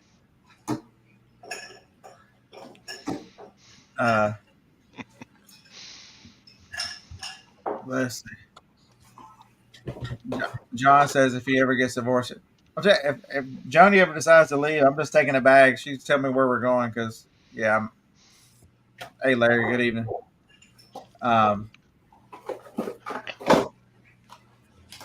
Let's see. So Busy Girl says everyone shipped through eBay International. I don't do international sales. I'm opted out. The last couple things I've had taken down were for international sales, and I kind of got mad. I'm like, you know what? It's only like 2 or 3 sales for me a year. I'm like, you know what? I'm out. Really? Because I send internationally. I'm going to say at least every second day I'd send something international, and I love it. But we don't have like the eBay global shipping like you guys do, so we just do the labels and everything ourselves. So yeah, it's a bit different. And you sell a lot internationally too, don't you? From Bermuda, Octo? Yeah, sure do. The plural of octopus is either octopi or octopuses, for those in the chat that want to know. And yes, I sell a lot of international. Probably about 30%. 30%. I actually sold something to Latvia, Latva. I don't know. Latvia. There. I sold something there yesterday, but probably about 25% of my sales go to the US. So Patricia says, sadly, no returns. They always take returns, Patricia. It's called INAD. It's an INAD, that's right. Yeah, it's not as described. It's plain and simple. Just raise a return in eBay. Like you actually don't even have to go via the seller. Just raise a return. So what I would caution though, Patricia, if they've actually put the sizes in the listing, you might get hung up because it might say, it's a size large or a small, whatever it is from there. But if they've actually, measured it out in the listing, that's probably where you're going to get caught up.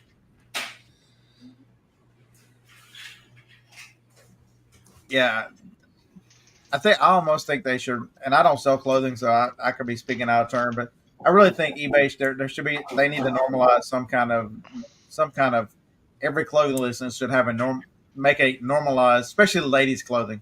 They should require measurements on everything, just to make a standard. Because I can't imagine if you want to eliminate some of the returns, start bringing it into where people know what they're exactly the size they're getting, and force the sellers to do that. You could solve some problems.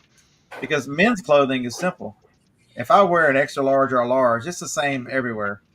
We don't have that problem. I don't know why women's clothing are so different. Yeah. Well, I mean, both men's and women's clothing for us, the sizing is so different in international. So in America and the UK and France, it's all different sizing. So it's very, very hard when you're listing an item, like we have the same sizing. Women's clothing has the same sizing as the UK. Is the sizing the same, Octo, for the men's clothing in the UK or no? Yeah, I have no idea. I'm the same as Bearded Picker. I just get an extra large with 8 holes and off I go. Yeah, the men's clothing is so much easier. It's truly, it doesn't matter the manufacturer. They're all, it's rare. I mean, one might be slightly tighter, but it's not, or slightly looser, but it's so it is so rare that something doesn't fit. I just had something happen that was really weird. I had a return request, which isn't weird, but a phone call from the buyer, and I didn't answer. They went to voice, tried to call me back again. Oh, how's that happen? eBay gives you a number out. eBay, if they request, eBay will give your number out. Yeah. Haven't ever had that happen. Well, I don't know. 7 years I've had that happen one time. I've had it happen one time. But the beauty of an iPhone, folks, if you don't have these wonderful devices, and I usually am an Android person, but I carry this iPhone. There is a section in here that says that mute all calls that are not in your phone book. So you can try calling me all you want to, but if you're not a contact, leave a message. I'll call you back. So Tom, old lady Tom, complains about all the senior calls he gets and all the Medicare and all this. I'm like, dude, I don't get any calls from politicians. Nothing. I get messages saying, but I don't get calls.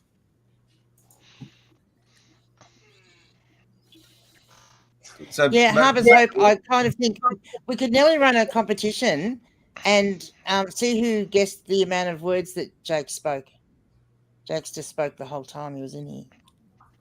All right, because it wouldn't be very many. I'll try you out, Josh. I'll turn on international shipping for those. Did you put Sweden and Norway just because that's the area you're in, Denmark, because that's where you're from? I sell stuff to there. Sweden, Norway, Denmark. Yeah. Yeah, there's no issues. In Josh from Denmark. Didn't he tell us that he's from Denmark? Yeah, I think originally, yes. It's because Jake is a young punk and he can't teach us old geezers anything. So he just stays quiet. You would be so wrong. If I've got a technology, if I got a technology question, that's the first person I ask. I'm going out researching willow trees as I speak.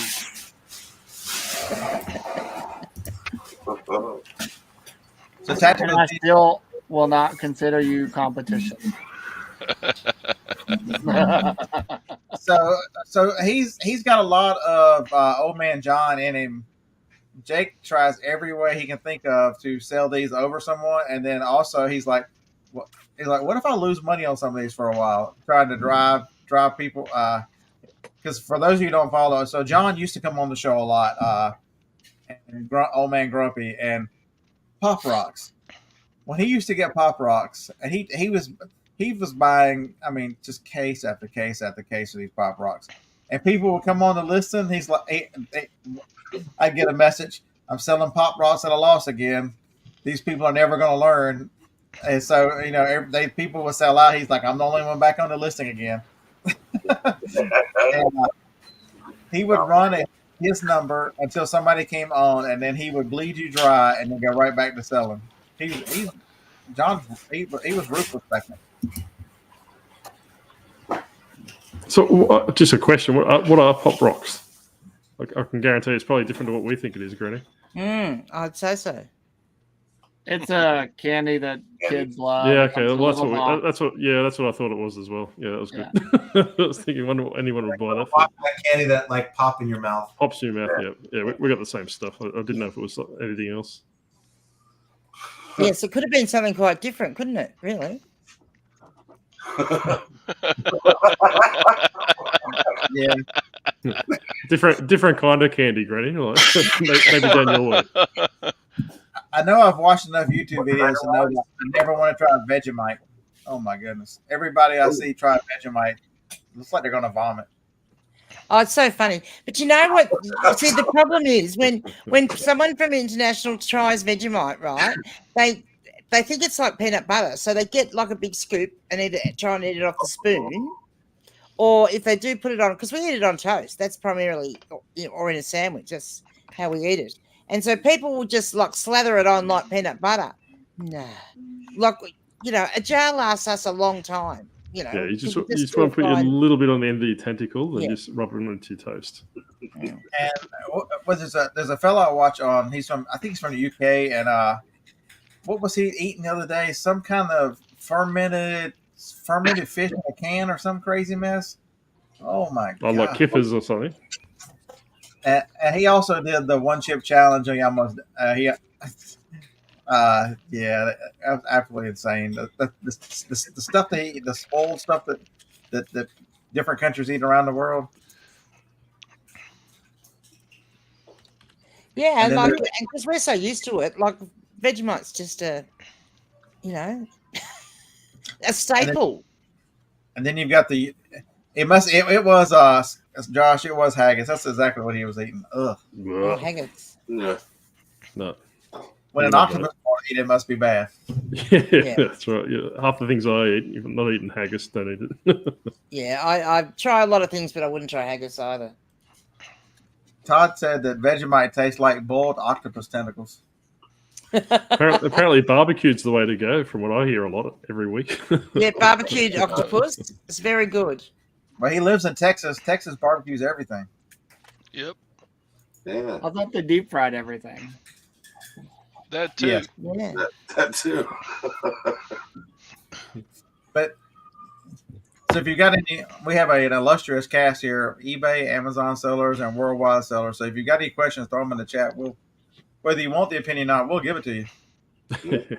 That's the one beauty of the Bearded Pickers channel is ask a question, you will get an answer. You might not like it. The right place. You might not like the right place, Grady. I'll give it to you.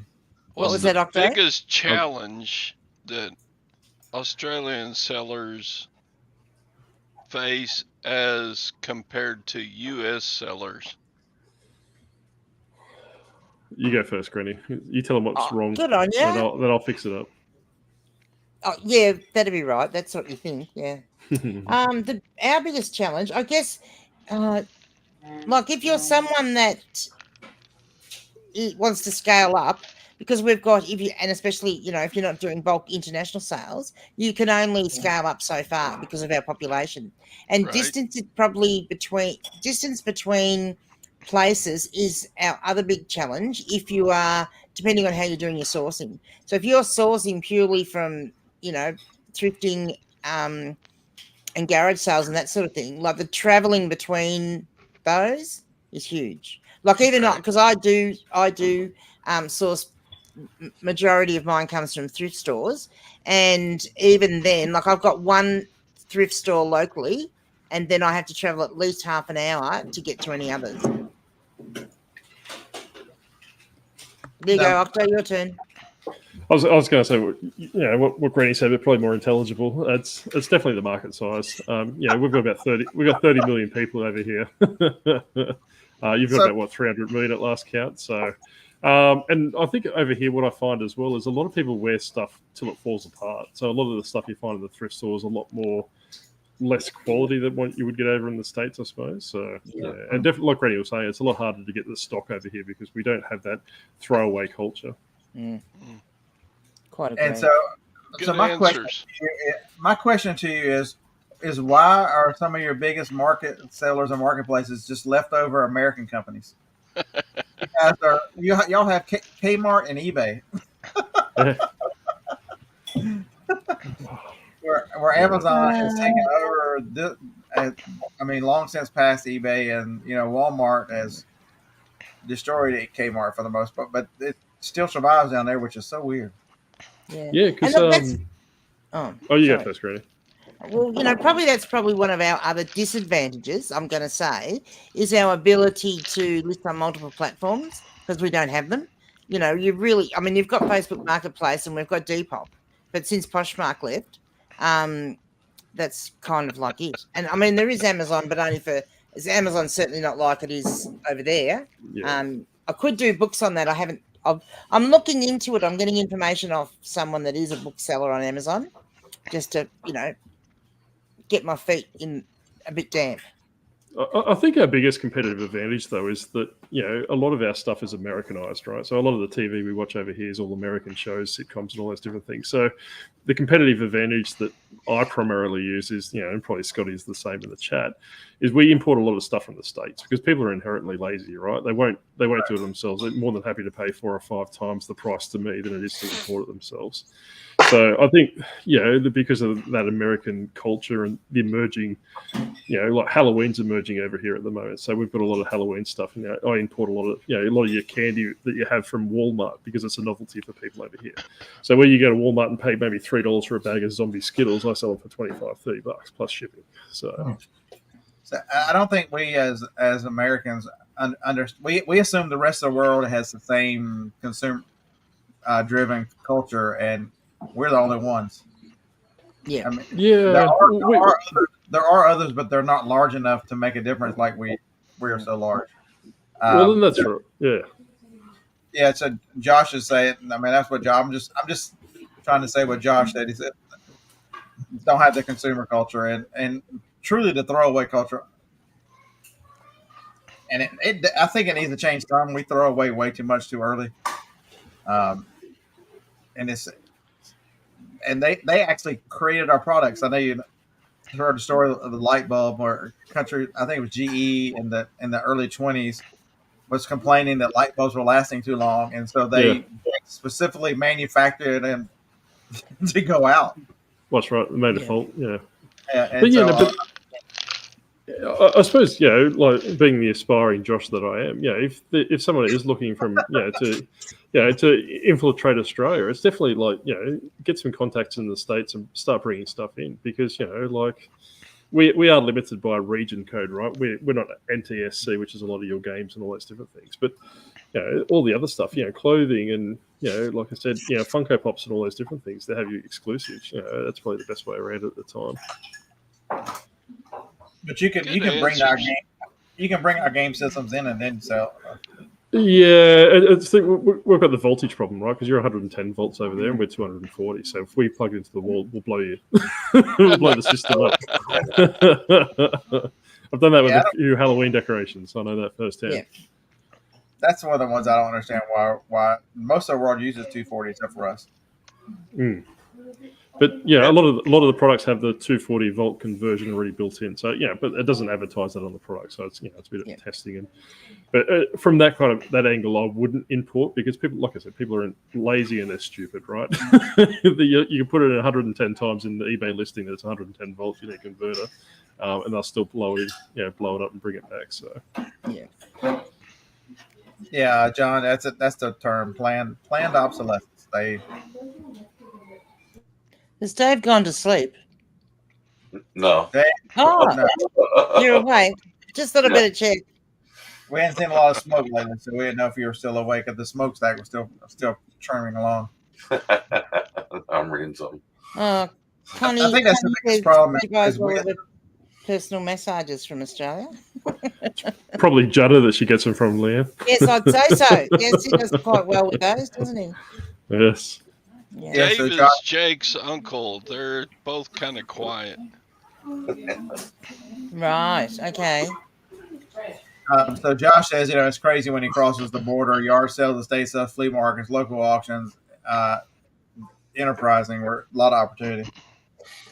I've been to Canada a few times, but it's been a long time. I was younger.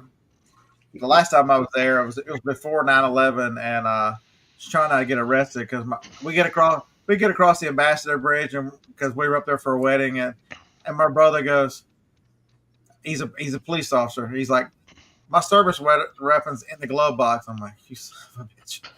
I'm like trying to obey every traffic law so we don't get pulled over because we got an illegal gun in Canada. So yeah, I don't remember much about that trip other than turning around and trying to get back across the bridge. But I've sold a lot of DVDs on my Amazon account. Is open to Canada. And a lot of media goes to Canada. They buy a lot of media from me. There you go, Ron. That's right. I saw trucks pulling beat up cars today out on the highway. That's a phenomenon. I don't know if you guys have ever seen. So Mexican nationals will come over, buy our broken cars at auction, and they will buy one that's good enough to drive back, or they will fix it enough to drive it back, and they will daisy chain like 3 of them together and drive down the interstate all the way back home with like 2 or 3 wrecks behind them, just dragging them like a little train on the interstate till they get across the border. It's the crazy. Interstate 20 was choked with them today. I drove through so many of them. Yeah, Interstate 20 is probably 100 miles from here, and every time I go to Tuscaloosa, every time I'm on 20, I see them on 20. 65 gets a lot of them too, coming up from out of Chicago. That's the main artery coming from the north. 65 from Chicago. You see a ton of them. Yeah, Josh, the gun thing is just a bit amazing for us in Australia because it's so much the opposite here. And I'm guessing it must be in Canada as well. You mean I'm the only one on the panel that's got a gun in their building?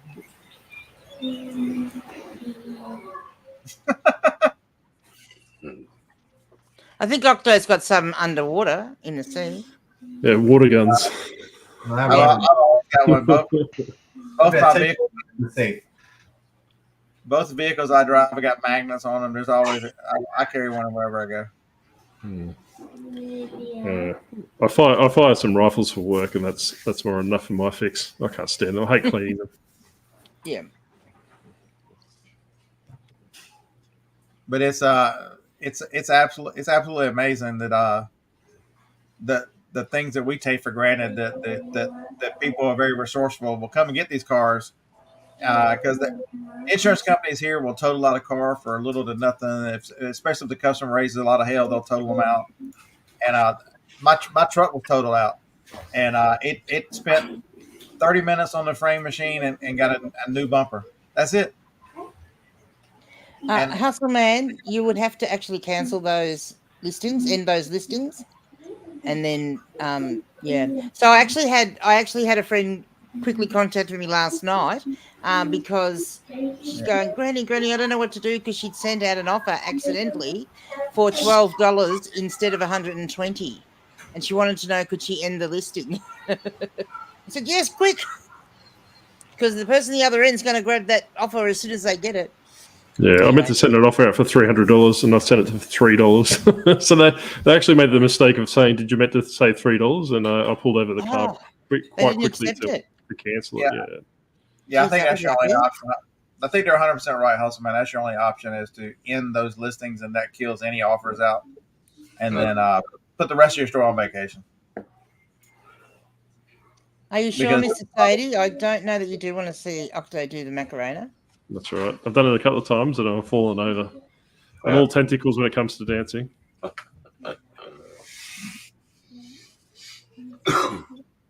There you go. They'll have to do you. You've had your half show entertainment. Yeah, actually, Brenda. Yeah, it must be the panel because the car that I've driven all over the country is a Toyota Sienna, their minivan, and it has a khaki dash, a tan colored dash, and so I bought a desert tan colored Glock pistol as my carry when I'm in the van because it's on the magnet, you can't see it. It's the same color as the dash.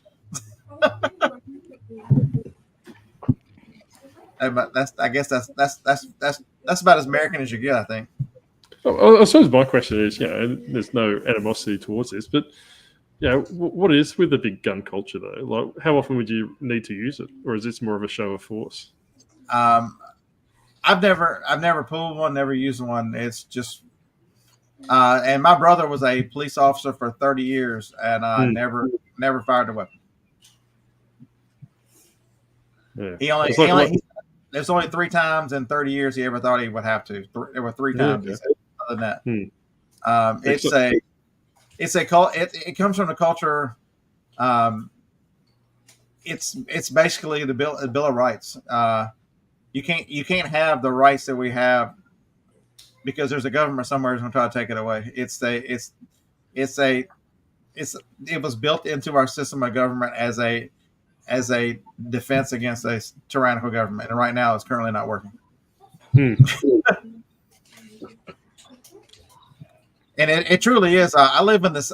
People don't understand. I live in the southern United States. When I was in high school back in the 80s, we would go to school with gun racks in the truck with rifles and shotguns because we were going to go hunting on the way home.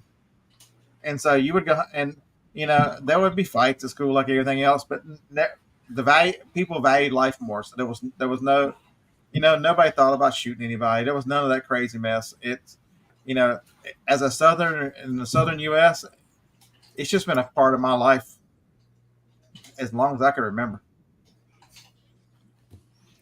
Yeah, I think there is quite a difference there, Josh. Like he's saying, Aussies and Canadians are very accepting of everything. Americans will fight will fight every inch. Yeah. No, I got no problem with guns. Like I said, I normally fire them with work, but it's just the novelty wore off pretty quick when you have to strip it apart and clean it and all that crap. Yeah. So. And I grew up on a farm, and we had guns all the time. I learned to shoot when I was young. It's the same. It's the same here. I have pistols that I'll take to the range, but other than that, just to make sure I can defend myself. But other than that, I don't. It's nothing. And the majority of the culture is nothing that you don't brandish. I don't open carry. You would never know I ever had one unless all hell breaks loose. So I guess is what we would see as being the gun culture from our viewpoint there. So is that more because people are fighting to keep their constitutional right, as opposed to just the fact that it's whether it's guns or whether it was a constitutional right to keep peanut butter on the menu? So if somebody put it in the chat, if you took out point it to your bottom left, mate. There's like not too far down. There's like 7 or 8 democratically. There's 7 or 8 democratic cities. If you took their stats out of our stats, we would be like second or third in the world for gun violence. I mean, it would be ridiculously low, even with all the guns. It's only our numbers are skewed based on several large cities. And I live in Alabama, and it's rare to hear anything happen. Something did happen last week. There was some crazy road rage incident last week. There was a robbery at a store. Those are the only 2 things I remember in the last 6 or 8 weeks. But the larger cities are crazy, though. It becomes very evident you need to defend yourself. But I live outside of Huntsville, Alabama, and what have you got? What is it, Jakester? I got mine. Were you defending yourself with a printer? Is that what you've got? Open carry Dymo label printer. What was it? Black Friday. So last Friday when we did the show, Steve came on. I don't have my Super Soaker on me. I have to get mine. That printer was on sale from Amazon for you can pick it up. It's a Bluetooth thermal printer for $44. What's the go? Everyone's got that same printer. It was $44. It was $129, marked down to $89 with 45 off and another 10% off. It was $43. Everyone has got the same printer. Yeah. Hang on. I'll pick up my Dymo. That's all we've got over here. So obviously it was my third thermal printer, but it's my backup. So it's a backup. It's a good backup. So it was did have a on little sale bit of for a Black damaged Friday. box. Yeah. Mine was perfect. Mine was pristine. Yeah, mine too. Mine actually looked better than Todd's. Mine's perfect. What are you talking about? So is it just a little, just a thermal Flawless. printer? Is that what it is? Make Yeah. sure you put your affiliate links in the A chat. thermal printer? Is it? Yeah. thermal printer, and it was such a cheap bargain. I've never seen one for $44 before. John has 50 of them. Even on Temu, they're like 58 printers are. I've never seen one for $44. Yeah. Is John still alive? He's sitting there. Oh, I'm here. I think it's working. Blink twice if you're in distress. Right. I've never seen John so quiet. He's usually the laugh He's of all the party. He talked for 2 hours. He talked. I was about to say, the poor guy. I'm If I talk for 2 hours, I don't have my voice for 3 days. I'm Yeah, actually in negotiations for Scott's favorite machine, and I Oh. found a pretty good Paper tape. $4.25 for shipping. I think perhaps John's a little bit starstruck because he's sitting next to me. No, it's the Ah. octopus that's really kind of The Octo, yeah. He does tend to make people a bit speechless. That's right. I'm stuck next to Dave. Damn it. I was about to say, well, I'm normally stuck next to Granny, so I'll take Dave any day. So, so a lot of the guys here got the Finally printer, get you. and then the people in the chat. A lot of people in the chat bought that printer last week. You know, folks, don't miss the chance that Black Friday and all these sales. You're gonna have to pay taxes on a lot of things anyway. Consult your tax consult. Yeah, spend money. Right? But you can. These are write-offs. You know, this is the time that a lot of people upgrade their businesses right now. I'm telling you, the number one thing, and he's trying to get one right now. The paper tape machine. That is a game. I'm telling you, bar none. That is a game changer. Better Pack 555E, right? Yeah, that's what I got. Some people have too many paper tape machines. So what's a paper tape machine? For heaven's sakes. So It's water activated tape. It's what you see on every box. Oh, the stuff that Amazon uses to close their box, Leo, instead of sticky tape. Right. Yeah. Instead of I don't poly think I've tape. ever received anything from water- Amazon. It's water activated paper tape instead of poly tape. So is that like, I mean, over there, is that like a cheaper option or is that more expensive? Convenient. It's actually a touch more expensive. It's more expensive than the regular tape, but the deal is how many times you lose your tape gun. I've never lost my paper tape machine because it weighs 40 pounds. If I want a 12-inch piece of tape, I hit the 12 and it kicks out a 12-inch piece of tape. So I told you the 864s are my box I use the most, and so I just hit the 12 and put the tape on it. There's none of that shit over and all that crazy mess, and putting 2 pieces of tape on it and going around. No double taping. Yeah. No, Perfect when you got to ship like 100 of the same item like over and over and over again. Right. Might come in handy when we take hostages, Liam. We'll just use one of those. Yeah, good. Just get the right amount of tape to wrap around. Well, apparently Santa's on our list next. If you're using paper tape, it looks a lot better when you're frankenboxing or fixing problems with the box. Yeah, so every now and then I might have to accidentally use an eBay box to send an Amazon customer or something, and so paper tape covers up all any kind of names or anything on boxes. Because I actually don't use. I mean, I don't use a lot of sticky tape anyway. So this is this is a return code, and that's what's got tape on there. Because I actually everything goes in one of these, which has already got sticky on it, and just fold it over. So I don't tend to use a lot of tape. So I don't think it'd be worthwhile for me. No, because only my hat boxes are the only thing I put tape on. So I made that one and didn't use it today, but this is a Supply Hut box, but this paper tape. But it looks just like the same with Amazon.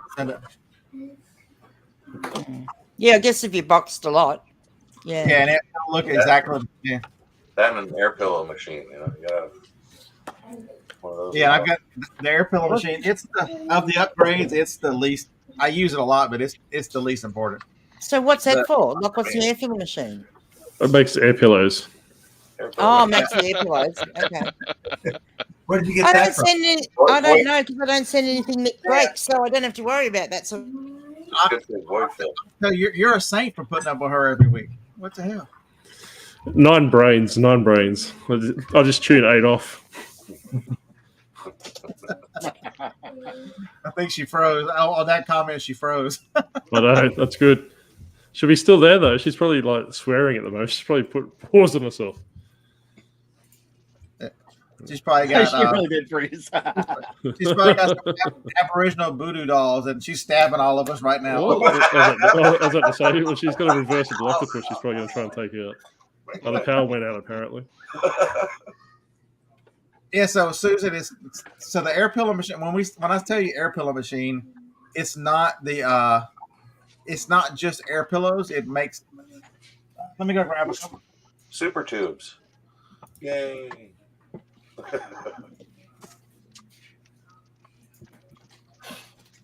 So it makes what's called a super tube. But this is two of them. This is two of them together. So, it's if I want to ship this mouse. Uh-oh. Oh, he's taken himself out with the pillow machine. He teleported. This is why you don't make Granny angry. She takes you out. Right. Okay, so if the mouse is connected to a computer, don't ship the mouse. I think Granny took you out with her. Those are the quilts, Scott. Right? Those are the heavy Yeah, duty. these are the quilts, not the super tubes. But see how? So I would just put a piece of tape there, and then all of a sudden, that is not, and it goes in a box, and it's not going to get moved. They also make the tubes. These are quilts. I don't even make air pillows. I use the air pillows like you do from all my packages I get, but and then they roll up on the. Well, Granny just said in the chat that she looks better in the dark. This is 2 times in a row I've seen you, Grady. You have power problems. Do we need to start? Do we need to start a GoFundMe for your power bill? Well, yeah, you have to tune into her. She needs some watch hours at the moment, so apparently that's what her issue is. Well, it's official. I got it. So, oh, very nice. I'm in the club now. Woohoo! It's yeah, these, but I use these quite a bit. To just for most things to put in boxes. It's very good filler. It's very inexpensive and it's very light. So, It's good for Ralph Smiths. If you need to be asking Tommy Bernard if he runs into Jim Bennett, not me. Jim moved to Delaware, so he doesn't live here anymore. So. Jim's a nice guy as long as you didn't mention the Bad Man Orange. Other than that, Jim was a nice guy, but he was not a Southerner. He didn't fit in the South. He, especially rural Alabama. But let's see. Yeah, John, you really will thank me. It's about.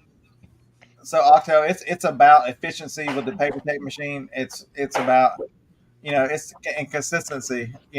Whatever the box is, I pick it up. I just add 2 inches for each side. So if it's a 14, even my simple self in Alabama can go 18. It's an 8-inch box. Hit the 12. You know what I mean? It's and then the next one you just hit repeat. It'll give you the same one again. And if you want John, so if you want a 13, there's no 13 button. You just hit the plus 12 and it gives you 13. Or if you want 11, there's no 11 button. There's a 10. So you hit the minus 12 or the plus 10 and it'll give you 11. Well, this one, they had a video of it working. The last one I bought, remember, I had to deal with that issue and I had to send it back. It came in pieces. So hopefully this one is the one. It wasn't shipped with ceiling tiles, was it? Was that? It wasn't shipped with ceiling tile, was it? No, but it was shipped with one packing peanut. Oh my god! One packing. Why bother one? Just one in the box. Yes, John. That was the guy who moved down here because of Dusty. Well, I suppose I better leave you gentlemen to it. I'll slither back off. I've got to mow the yard. It's been raining here for the last 3 weeks, and it's finally a good day that I can go mow the yard. So without, yes, Mrs. Octopus is whipping her. Yeah, she's whipping me. So I better go do that. I couldn't mow the yard if I wanted to right now. Yeah, I envy you. Good. All right, gentlemen. Octopus. I'll catch you later. No See ya. worries. Thanks for having me on. So yes, we do have a big game this weekend. Let's see. John, did you tell the seller to pack it carefully? I can. I mean, I don't want to be that buyer, though. You know what I mean? Yeah. They have good feedback. They have 202 feedback, which is all right. Really no problem. They have one negative over the last year. You don't even have grass to mow. What are you talking about? Do you have grass? No. To say there's no grass. I couldn't I don't remember seeing any grass in Vegas that wasn't around a casino. Every house had rocks. Well, there's some neighborhoods with grass. What? Some you see them when you're out doing the yard sale thing. You see them, but a lot of these people, they just let it grow crazy, so it's not even very nice grass. The only place I've ever seen grass in Vegas was on a golf course. Parks, yes. Well, congratulations! I know you've been wanting one for a while, so congratulations. Yeah, and you know what? This is the time of the year to do it. I mean, the more money you put into your business, of course, you know how it works, the taxes and all that, right? So, I don't think this is a necessity, but I bought one. It's a 45-inch wraparound monitor for my business. And I'm not a gamer, by the way. I just wanted a. Did you get the Samsung? Huh? Did you get the Samsung? No, I got the LG. They had the Black Friday deal for $599 down from $799. So it's wow. Okay. So the one thing I'll tell you in this business is you get to a point where you can only do so much as an individual, and that'd be something good for James to talk to, is how he's managed to do and keep himself motivated and how much he does every single day. But to make it easier for packing, the paper tape is a little more expensive, but I make up for it in time. The easiness of time, the repeatability, the efficiency. That's why I have this is because it's much more efficient to have a machine that when I need some more, I just hit the button and let it run off for like 3 or 4 minutes until it gets up to the number like 44, 46. I start turning it off, and then I'll just roll them up on the little wall over there. But it's about efficiency. It's about maximizing what I can do as one person because I don't want to hire an employee. So, at what point in a reseller's business would you recommend a paper tape machine? I'm a part-time seller, as you know. You outsell for it, or would I? Would that be an expense I don't need in my business? Well, Todd, if you have your wife doing your shipping and she complains to you every day about the tape gun, it's time to do it. It's stronger too. Like that package is going to hold up. I do everything, John. I'm a one-man show. There you go. But it's something you want. I never thought I needed one until somebody got one and said, "Don't be dumb, just buy it." I'm like, all right, whatever, and I bought it, and I'm like, oh my god, how do I live without this thing? Yep. And it's become such an integral part of, maybe the one thing I tell you, Todd, is to keep an eye out for one, and then you know what I mean, because especially if it's something, maybe you catch one on sale. I paid $5 1/4 for mine. Really? I got to do it. Yeah, I've had it since. I think I bought it in 2018. So Ron has one too. This was a new listing. They listed it for $4.99. I asked them if they'd take 4. And they said, no, 450. I said, well, let me know. 425 I can do. They said, okay. So sent the pay. I knew that I was going to get hit with taxes. Tax and shipping was a little over $500. So 500 ship. So Ron's got one. Said it was a game changer. Todd, he loves his. I know Scott C's got one. So, one is a joke. How many, Scott? How many machines you got? Like one for every storage unit. Oh Lord, I hope not. So Chassis says that she's a small time seller and uses the paper make machine every day. It really speeds you up, and it makes you much easier to pack. It's not that I couldn't live without mine. It's that I don't want to live without mine. Okay. Quality. All right. I gotta Scott go C's shopping now. He's got 7 of them. Now you're just showing off, Condon. Mhm.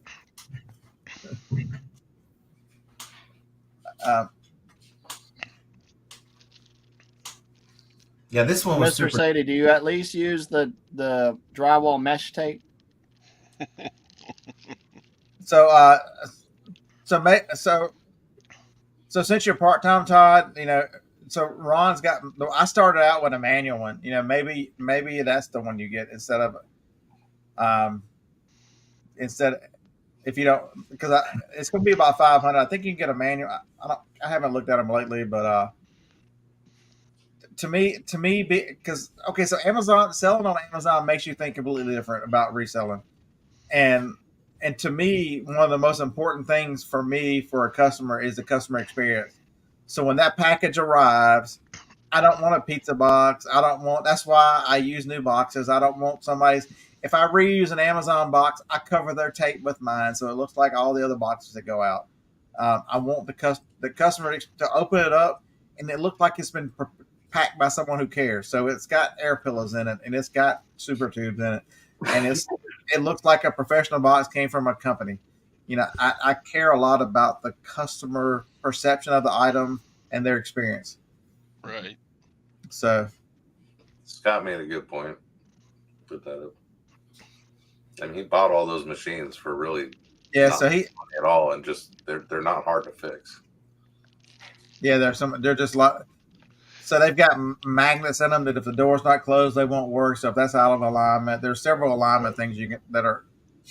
All right, gotta go shopping. Oh. Well, if you have 7 machines, you should fix them and sell them. That $400 to $500 a piece. Keep one for yourself. He sells all kinds of stuff. Scott, so he's a heavy electric. Ralph, I would like to talk to Jason Eric, and that would be a lot of fun.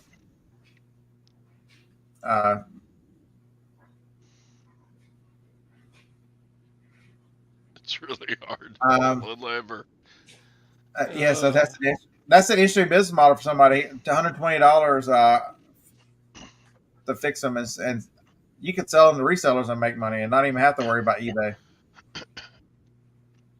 If you had a website dedicated to selling these bigger items, and you could get the word out there that I had a guest on Wednesday that they've got a website and they sell larger items to resellers, and I forget what it is, 100 pieces for, I think it's 150 pieces for $350. It's, and if you sign up to use their app, she'll send you a 10% off. So for that first one, and I had no affiliates in that whatsoever. I just like that they're fun people. They're really nice people.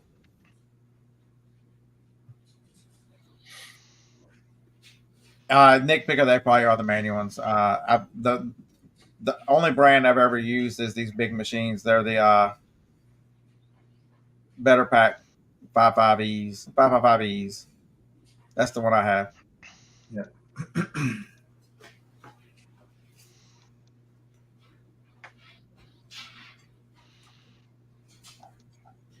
Flex tape repairs inflatables. Nice. Until you're in the middle of the lakes, Mr. Sadie. Yeah. Scott, see, if you only had a YouTube channel where you could put a video on there showing how to fix those, that would be awesome. Yeah. It prints fast. Imagine Very that. fast. It'd But never be very hands-on. Never mind. That's a crazy idea that you would make a YouTube channel. Yeah. That's how long it took to install on a MacBook. What? That printer. Yep. Little than that. Oh, Yep. yeah. That was quick.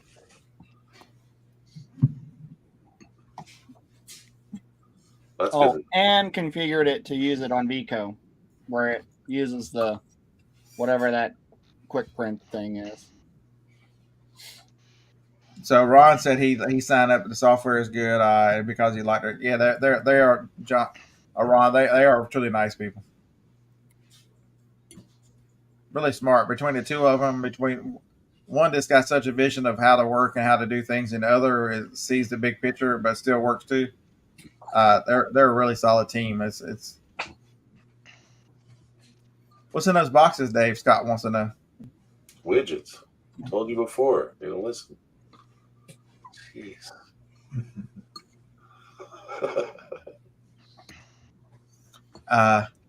They're all the same color one too. So Dave Rubino said he loved the manual one, and then he got an electrical. He loves it. He only loved the manual one. He loves the electric one. So there's double love to it.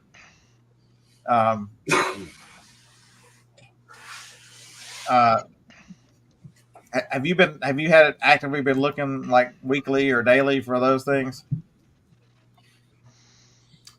I wasn't. No, I was just looking tonight and came across one that was newly listed, and I thought I'd reach out, and we worked it out. So here's one as is, but it's missing the top. It won't work. And If you go to Soul, you see the one that I bought, 425. So here's one here's one for $449 plus, so it's $500, same price. Here's one that's got no bids on it right now, but you got a 0 bid, so that's an older machine. That's not a good. Looks like $500 is the price, $450 plus shipping. Here's another parts or repair. It's $250. What are they doing to these things? $120, so that's $200 parts or repair. $600.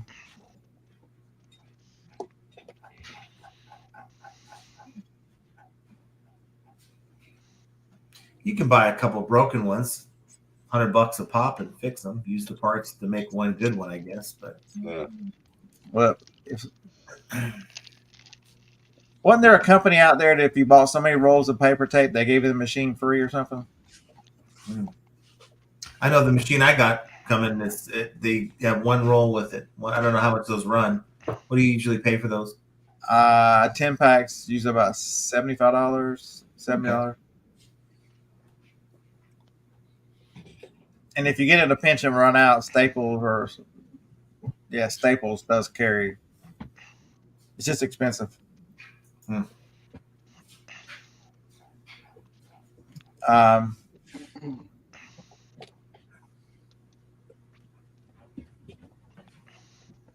His last check was $5,000, but they stole it from me. Yeah, Amazon does that when you break the rules.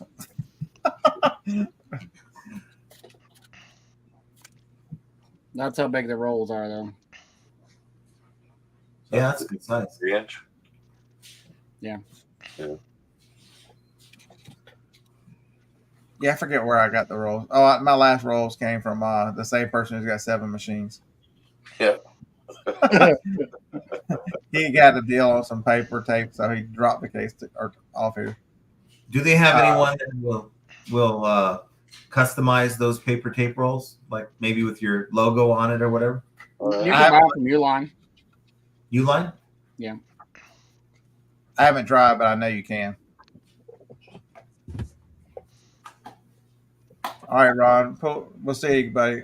Make sure you're pulling for us this weekend. None of that Georgia crap. Which way do I hold it? This way? There we go. That way. Yeah. The eBay branded, but I'm wondering, like, maybe if you want to get your store. They actually make a attachment that you can use that prints it on it for on demand. Really? Not cheap, but you can. Prints it on There's so many demand. different ways to make like in any business, you can find quite a few upgrades. So there's a little thing that sticks on the front of it that folds it up in the air too. I tried that. I didn't like it. I sold it. I didn't like You that. make a foot pedal. There's a foot pedal for it. There's an automatic box. The ES will take it, has an attachment that you can laser reads the box and kicks it out for you. I've got the attachment. It won't work on the E. I tried. Mhm. But there's invest in your business. Everybody starts small, so the first thing is the first game changer is the label printer. And I would not pay Rolo's prices. I would not pay Dymo's prices. Get the Chinese. That one they just bought, the IDPRT. That's a great printer. You can find it for $70 to $80 a lot of the time. 40 was crazy. 43 was crazy, but 70 to 80 you can find. Remember, you can break that one twice with one Rolo. So there you go. Chastity says she orders branded tape from Sticker Mule when they run specials. What brand? Her own brand? I don't know. I'm just reading from the chat. Orders branded tape from Sticker Mule.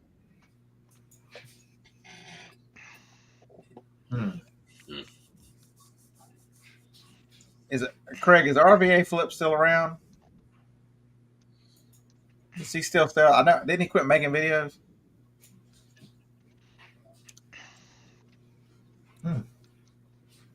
But there's a lot of small things. A lot of people start with a 2-inch tape, the natural progression, then you then transition to the 3-inch tape. 3-inch tape is so much better.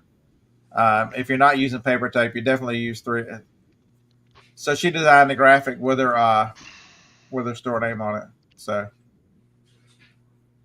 I might try that. That might be the next step I try. That roll, Jake, that you had, how many feet is that? Would you, if you had to guess?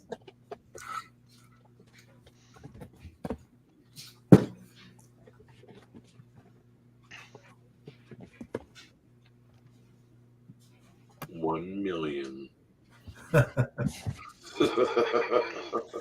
I'm checking out the Sticker Mule site. Looks pretty cool, actually.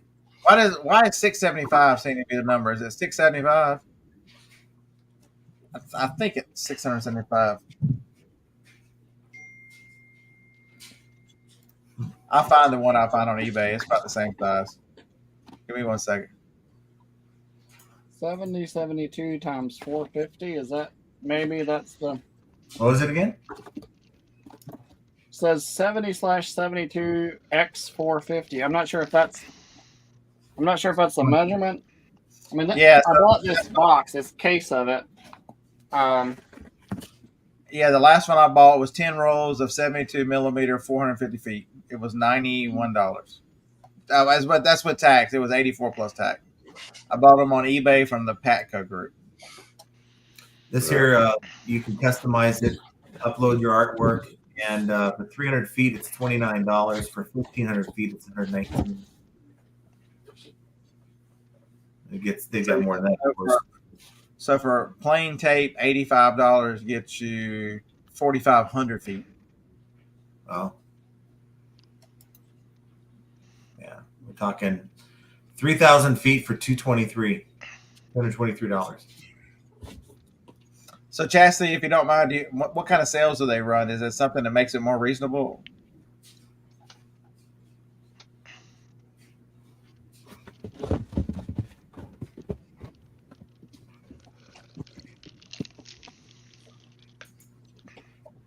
Yeah, Mr. Sadie, I don't get that. There's a lot of people in this community that just aren't nice people. I might not agree with your business model, but what does that got to do with liking somebody personally?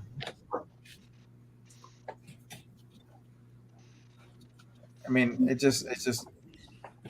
Yeah, my business model sucks, but Scott still likes me. Yeah, we don't like Tom for his personality, but we still hang out with him. Yeah. Where is the old man tonight? We've had nobody to pick on. I know. We got to tell him he's never allowed to miss a show, because then who do we get a pick on? It leaves us with Dave, I guess. And, Yeah. I guess we just have to take turns. man, that's absolutely.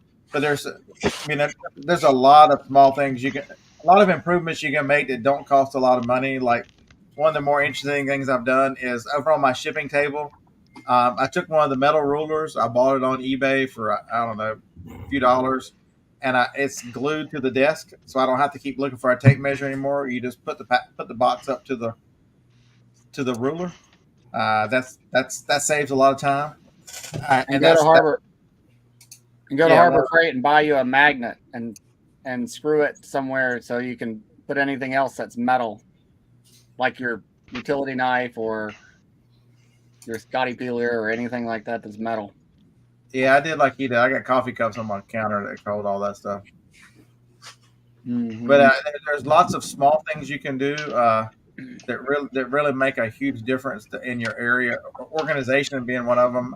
I can't tell you how much more since I've rearranged the building, how much better I've got at shipping. It saves me so much time that all the shipping is right there together and it's right down the line and right out the door. That's really. I haven't done a video on it, but that's really changed. Made me a lot more efficient. Tom is shopping for cruisewear. Nice. How many flowery shirts does he need? Yeah. AARP square dancing. That could be it.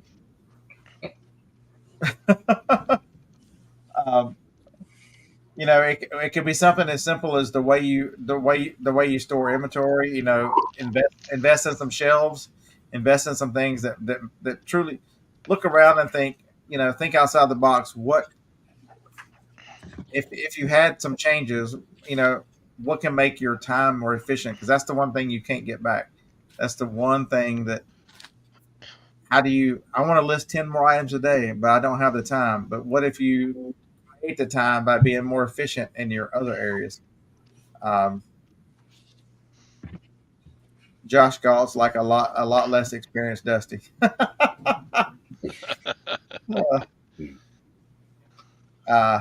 So Josh, you don't know that, but that's a compliment. You just don't know it.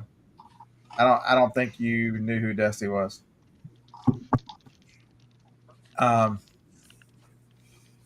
So last time she bought it was $10 for 100 feet.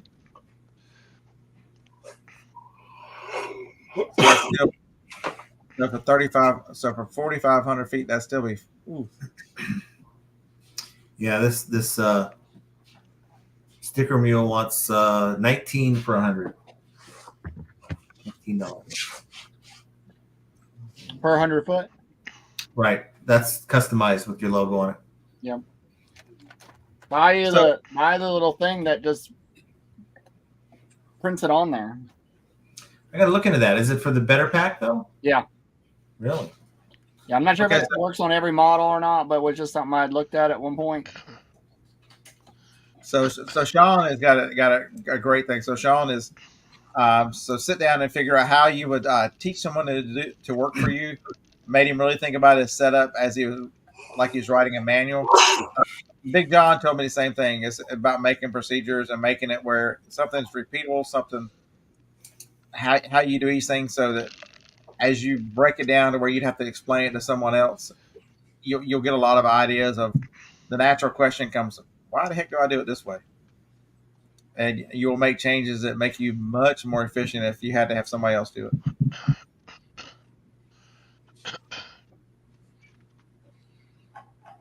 You're not dying on us, are you, Todd?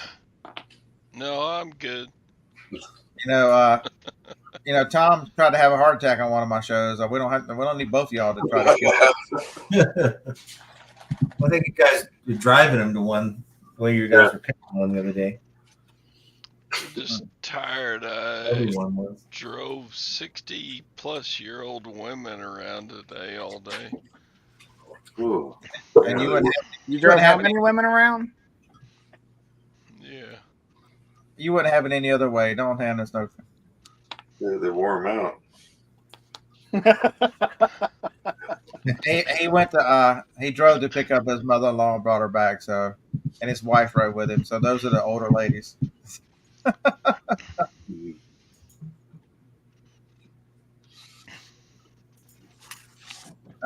Kent, he's just tired. He had a good trip. Oh, except for the traffic on I-20. But you expected that though. Todd, is that you selling again? Nah, just responding to Kent. I thought I heard somebody get a sale. If y'all don't have any comments and make me make up stuff, next time Phoebe comes out, I'll show you how she reacts to the Ring doorbell. I did Guaranteed make money. a sale. I sold a cock. What?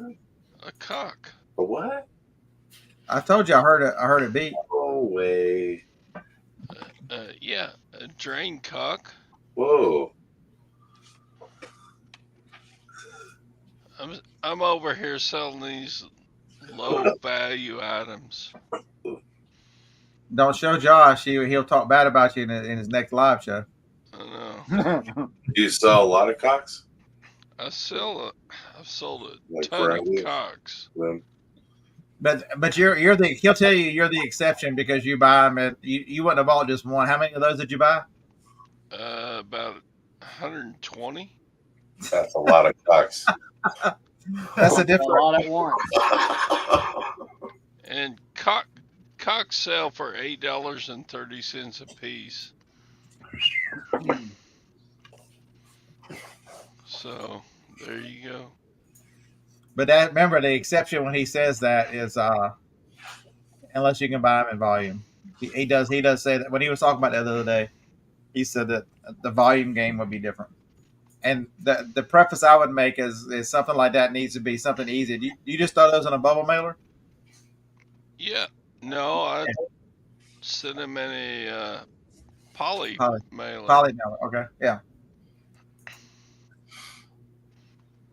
How you gonna break a cock when you mail it?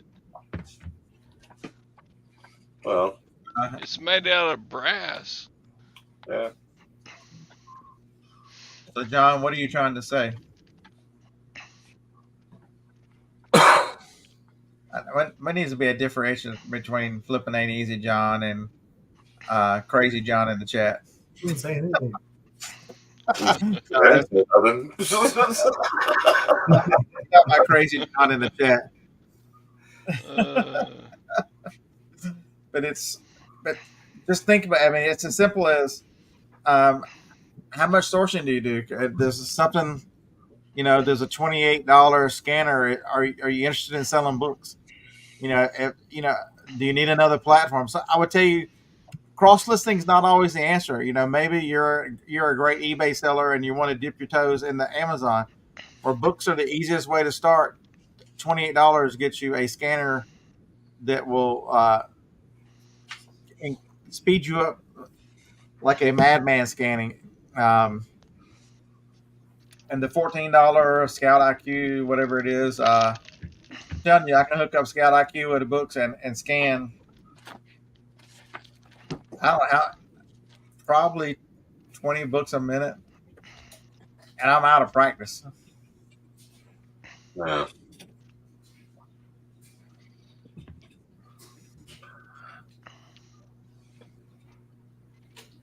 But there's so many small things you can do, so many small tools. If you watch these channels, you see a lot of things that people use.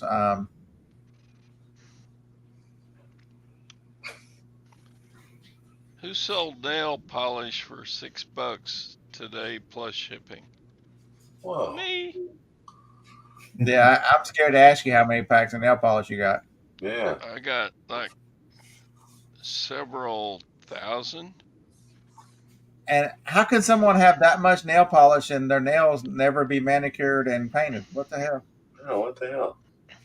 Hey, he has the nicest hands on YouTube. It's the only hands on YouTube.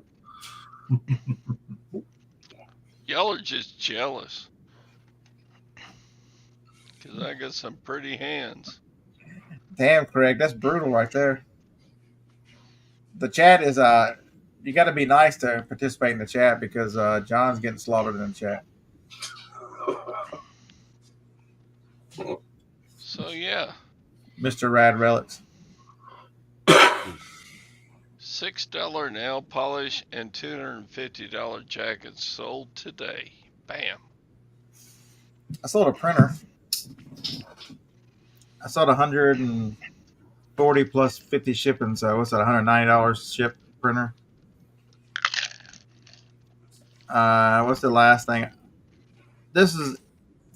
I bought this one because I thought Johnny might want it. The Chemex coffee makers. Y'all seen those? They're popular. They're popular on the internet with all the young people. But she already had one. I didn't realize she had one, so I only paid $8 for it. It went for 40 shipped. So, I just. So this is. Have I talked about the Yeti cooler yet that she stole? Yeah. Oh yeah. So Joni stole. So I went to a yard sale, $30 Yeti cooler. I'm like, would you take 20? They're like, yes.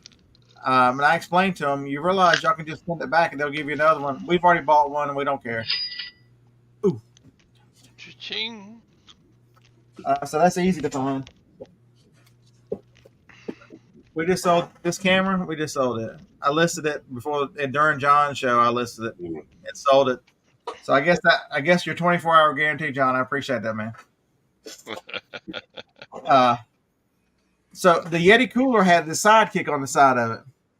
This little guy here. It's a dry pouch that goes on the side of the cooler. Look what it sold for. So not only did Yeti send me a brand new $350 cooler, I sold the sidekick because she didn't want it for $63. So I think on that cooler, I still ended up making money, even though Joni kept my cooler. Bam. That's how you do it. That seems a bit. So I've got. Remember, YouTubers like me destroy everything. There's another Polaroid I sold today for 36 plus shipping. So I got what $49 for another Polaroid. I've sold 4 Polaroids this week, and I'm gonna list 2 more tonight. Ones are pretty cool. Yeah, you just dug them up last week, right? Yeah. This one's a pretty cool one. This guy, I'm sure y'all have seen it. The construction camera.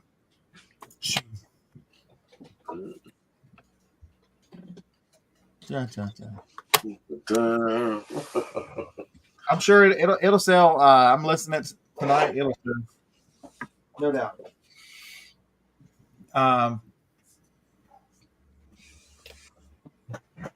Bought 6 Yeti ice buckets for the boss for $150 each.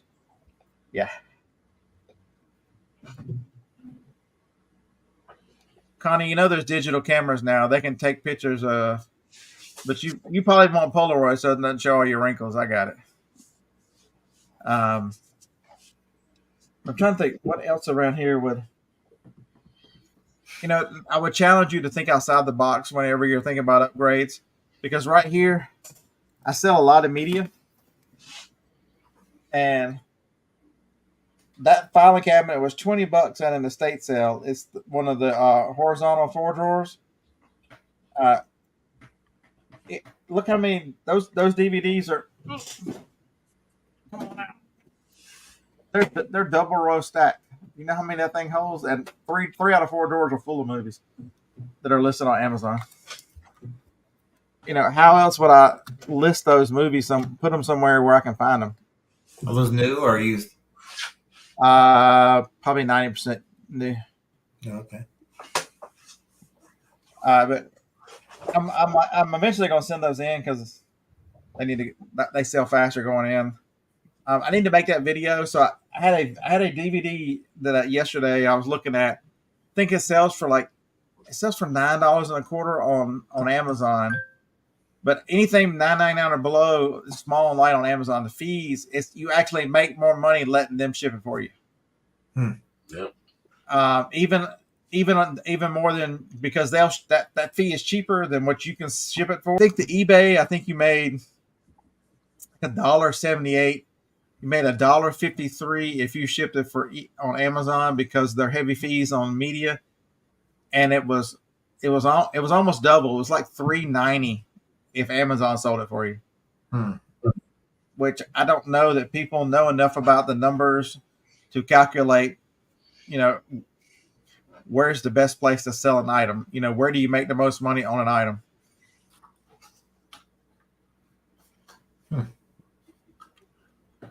John, how much land do you own? Build your own building. You've got a huge store with a basement. We don't want to hear it. How many people that I know besides John owns their own store and has a full basement for their eBay store and can use the whole place?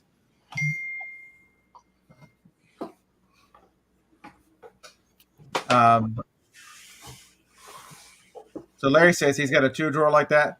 So I've got another filing cabinet that I ran into over there that the top 3 drawers are halves. It holds CDs. It's full of my CD media that I sell on Amazon. So all my CDs are in it because it's the perfect size of half of a filing cabinet drawer. It's absolutely amazing. If while you're out and about, sourcing is not always about sourcing. If you can up your game. I've got a scanner in the truck. It was $5 at a yard sale. I found a Bluetooth scanner at a yard sale. I picked up a Dymo printer at the auction 2 weeks ago. $12. Nobody knew what it was. I sold it on Amazon for $188. It was a Dymo 450. But if you needed a Dymo 450 for $12, that would have been a great printer. Yep. But I've already got one.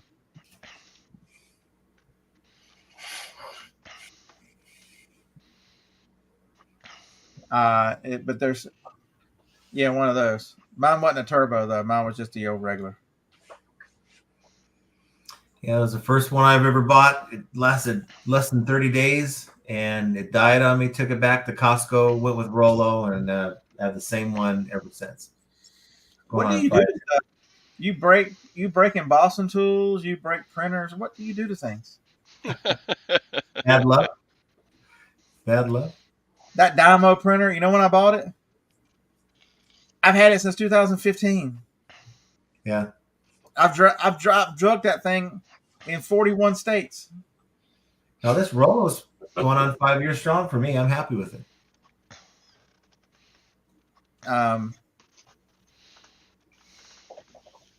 But it's no,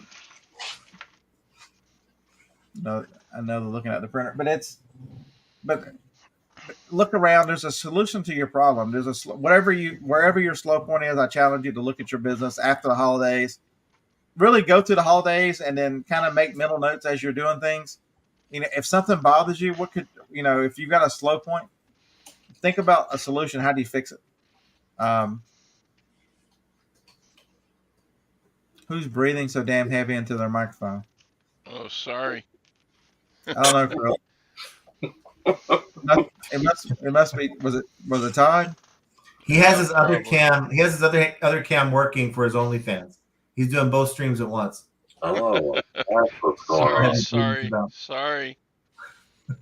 Some busy hands. Krillin, can we get some more videos, Krillin? Is that too much to ask?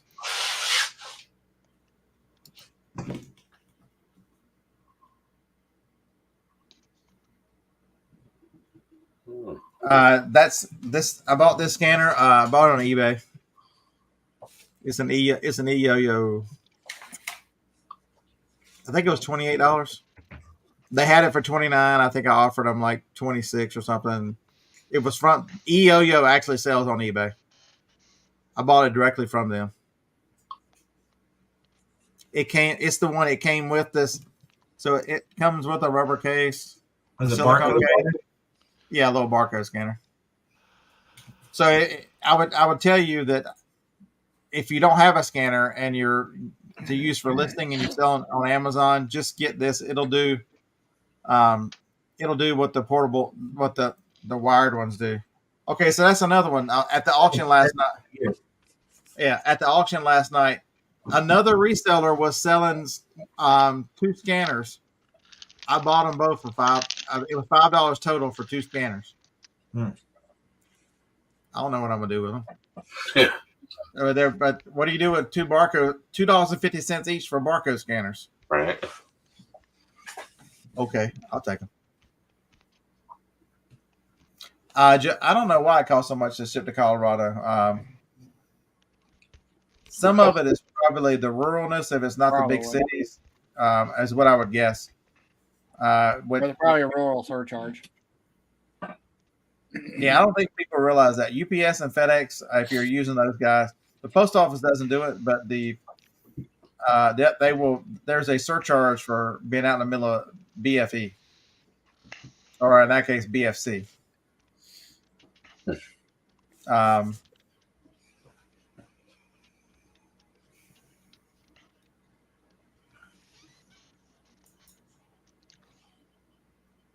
Did you give out free nail polish with the jacket? Yes.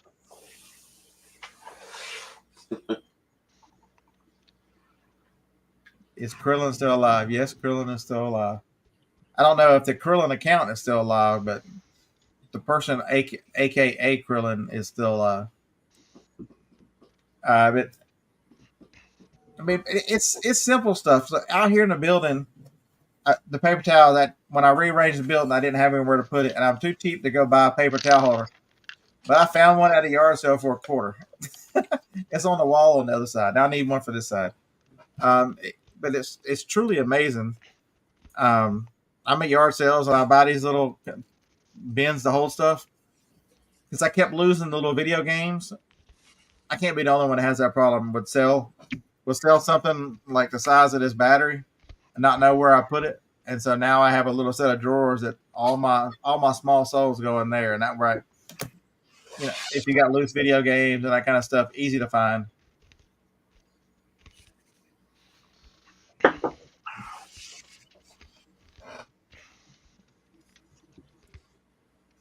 Don't you want to watch our Sunday night show?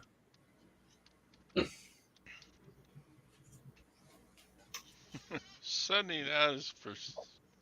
Yeah, who are you doing a show with on Sunday nights? Sunday nights for sleeping, man. Todd, you're getting close. You can sleep with your dad. You might as well stay up. Yeah. You know it's bad when he doesn't argue. He just laughs.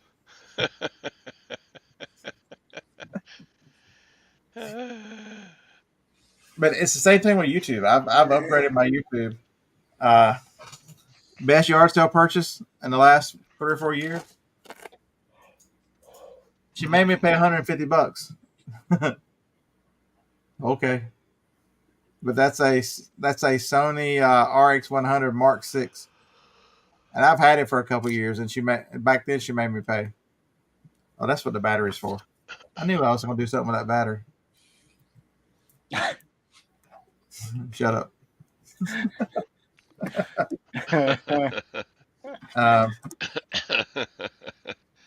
Ralph, I don't think so. Last year he got rid of some accounts. He downsized.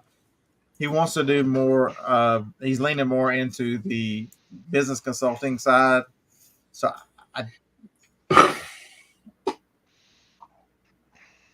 don't know that. I don't think so. I think he's trying to continue. Same thing. I've gotten the cameras, not this one, but the one inside on the computer inside came from a yard sales. It was $5. One of these, I picked up one of these Blue Yetis at a freaking yard sale.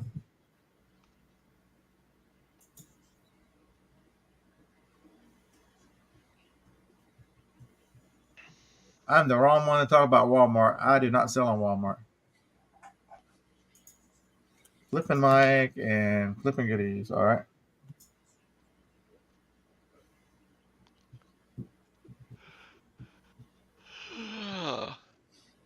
I caution in the same show that I've told you, maybe you want to expand into another platform, maybe start thinking about Amazon. I also caution you that you can sell on too many platforms. The one thing I can tell you is I have struggles for as long as I've done both eBay and Amazon. If I'm having good sales on eBay, it's because I'm not paying enough attention to Amazon. And if I'm having great sales on Amazon, eBay is floundering around. It is very, very difficult to do two. And then you've got YouTube on top of it. So I would tell you that the more irons you put in the fire, gets increasingly difficult, especially for somebody like me who is not the most organized person in life. Not everybody can be John. Flipping ain't easy, where he's just killing YouTube and killing everything. On YouTube, but yeah, doing good on eBay still. But the other platforms, not so great because I'm not spending as much time as I'm spending on eBay, But Poshmark's okay. We get about a sale every other day. Mercari, a couple a week. But it all adds up. What's the secret of Mercari? I've sold one item on Mercari for $8.70. They have low end items because it's more of a low price platform where people want to spend a lot of money. Depending on what you're selling. Yeah. Discontinued, hard to find. You can take more money from a card. Yeah. All right, Krillin. So next time I'm in New York, I've been watching a lot of the Prez, Dave Portnoy. You gonna take me on a pizza trail and all the best pizza places next time I'm in New York City? I don't know how many people in the chat watch Barstool Sports. I check his shorts out. They pop up on my feed. Yeah. See, that's another perfect example. There's a lot of things Dave does I don't like. He loves him some Taylor Swift. I wouldn't give you this pack of Post-it notes with Taylor Swift. Hey, I've actually given Taylor Swift a hug. Nice. Ooh. So that means you hug like a stick then, because there's not a lot to it. Well, I won some tickets to the CMAs, and there was a private performance. And this is when she was 16, when she first came with her first hit, Tim McGraw. And we were there. It was like 20 people watching this little private concert that her and a couple other people put on. The owner of Big Machine Records was there and all this stuff. And then they had a little meet and greet. And yeah, sat and chatted with her for like about 5 minutes. She had a little signed autograph thing and gave us a hug. It was kind of cool. John is weird because he said, "What does she smell like?" Oh. I didn't smell her hair. I didn't take time to smell her hair. Ooh.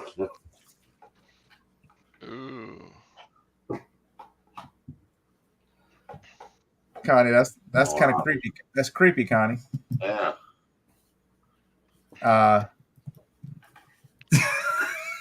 Where did she steal that beard from?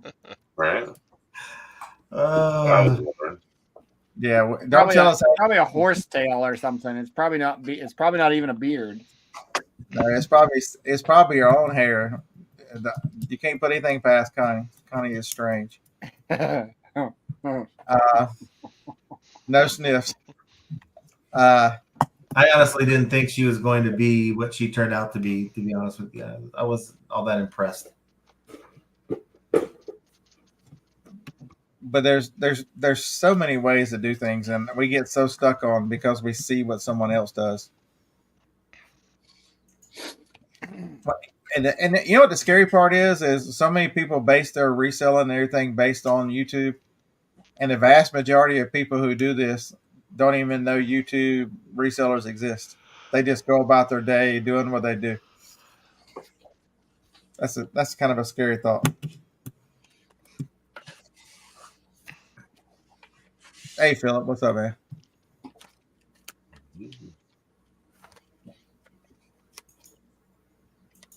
Philip, have you seen my craziness? I know of everybody in the chat, somebody that can appreciate this. I gotta send these in, Philip, but you like my filing cabinets with all the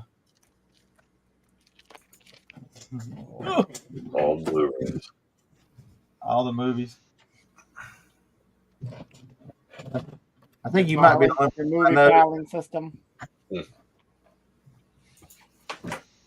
Yeah, I know. Philip sells quite a bit of media. Man, this is an old crew. Everybody's getting tired. Oh, right. Sorry. I'm going over 5 hours. I'm good. Oh, I forget you're 2 hours back, aren't you? Let's see. I did all my sourcing during this live stream. I bought a paper tape machine. I dealt with a return. And you must have given Jenna a big honey-do list because she just disappeared. She went to go lay down. She's tired. Or she's going to watch Love Island. One of those two. Given. Yeah, when I came out here, Joni was watching the Housewives of somewhere. I'm like, I gotta go. I don't care where they're from. I gotta go. I don't know how she watches some of that craziness. Usually it's a crime drama and it's all right. This morning I got stuck in the Milli Vanilli. Oh my God. It has been stuck in my head all day. Blame it on the rain? Yeah. Yeah. I mean, I don't know why. And I'll be walking through the house and I'm catch myself singing and I'm like, what is wrong with me? Other than a lot of the things you already know.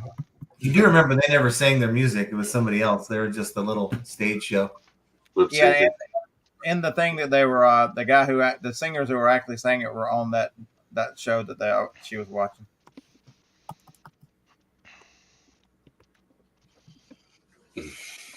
Yeah, Sean, I got to go FBA. I've got too many of them over there now. So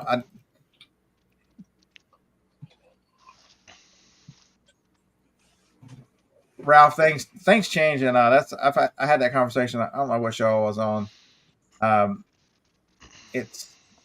I love the time that I spent on the road. Met a lot of great people. But in 2018, when you run into a situation where your wife of 27, 28 years at that time faces a life or death situation, and you realize all the time you've missed for the last 4 or 5 years, whenever you finally got a job and finally were at a position where you could do things however you wanted to do them, and you've not been around as much as you should have been.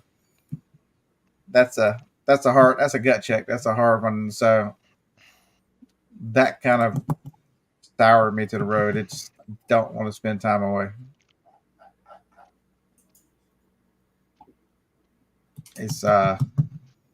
But that's the beauty of reselling, that you can change on a dime. If you don't like the way your business model is working out, and there's only one person stopping you from changing it.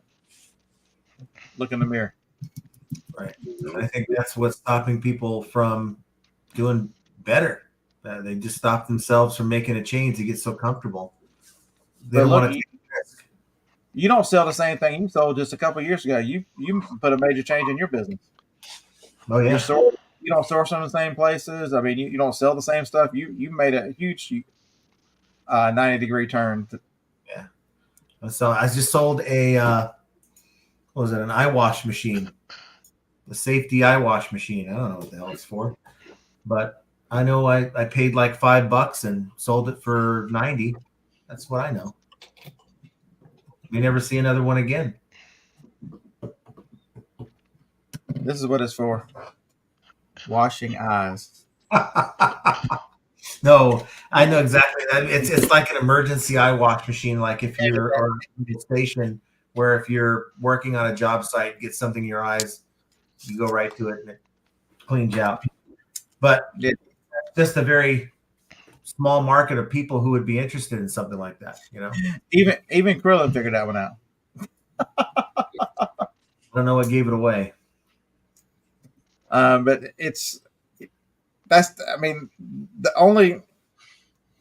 you're the boss. You're the person that makes the decisions. If you want to, that's why you got to keep trying something new. The platforms change, and the same things don't always work. And that's life in general, folks. Most of us don't get these lessons. You can see the lessons companies have done, but you're now running a business, and we don't expect these things to happen to us. You can look at it and go, look what happened to Kmart. Look at all these restaurants from where I grew up in the 70s and 80s that aren't here. When's the last time you've been to a Woolworths? That was a big store in the 70s. Woolworths was around for 60, 70 years. Look at all the restaurants that have come and gone. And they didn't adapt to taste of the times, trends of the times. It's truly amazing. And that's why I said earlier, if eBay says, look what we're doing, that's a gentle nudge to say, look what you need to be doing. I take those things very serious, and now that I've come back to eBay a lot, it's not a secret. It's not an accident that I've had decent sales. And the days that I've struggled for sales, or I can look back and go, yeah, I'm an idiot. I didn't list for like 3 days. How dumb was that? I think it all boils down to effort. You work hard enough. You want it bad enough. You're willing to make the changes that you need to make. I think you can. Anyone can make this work. No, you're 100% right. There's no great knowledge that you can't figure out. It's not very difficult. You got to be self-starter, self-motivated, and those are truly the biggest traits. Being a self-starter and self-motivated will get you to do everything else you need to do. Yeah, because it's a harsh transition for a lot of people to understand. There's no boss over their shoulder. That you almost need to imagine eBay as the boss and what they expect. A lot of people, it would help them out in a way they think about things, because there's not you're not going to get called into the boss's office. There is no boss's office. Your checks just don't get smaller. But what I found is that there's some people that actually need that direction of a boss. They can't do it themselves. And then those are the people that fail mostly, are the ones that just can't get themselves going. They need someone behind them telling them what to do and how to do it. Hate to say it, and rarely will people admit to that, but as someone who used to run my own department, I certainly work with many people who were not very self-motivating. They needed that direction. Otherwise, they couldn't get much done. Ralph, I think they're pushing quickly. Ralph says that he thinks that eBay will keep squeezing existing sellers for dollars and fail at growing buyers. Remember, I think they're at. I don't know how much more they can take from us. I think they're, you're getting double digit most of the time. Whenever the promoted rate is generally double digits, is what they're suggesting. So that means there is enough sellers out there paying double digit promotions, which makes it more expensive to sell on eBay than Amazon for way less to customers. So at some point, there's going to be a reckoning that we just haven't. Everybody thought, oh, look what's going to happen the third quarter. That's going to be it. They're going to see. Remember, most numbers are year over year, so you've got to wait. I'm waiting to see what happens for the numbers for second quarter next year is what you need. That's the first. Remember, you want the April number, April to June. So you want to know April to June of 2024. How does it compare to April? Because that's where the real exodus, and that's where the sales and all the stuff happen. I think what you're seeing with this BBE, though, I think it's a first step in the right direction for them to keep their buyer base intact, and to hopefully, by getting rid of the bad sellers, getting more word of mouth, maybe they can add some advertising in there at some point. But I really think that it is a step in the right direction.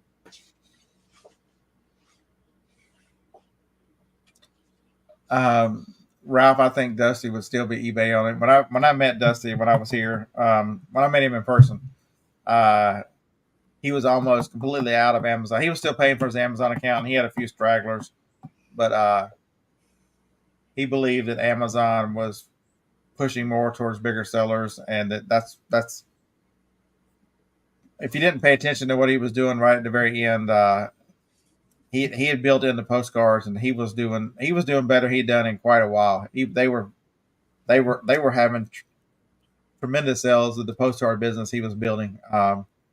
Someone who he had the ability to recognize value in paper and that kind of stuff. So he was very good at postcards.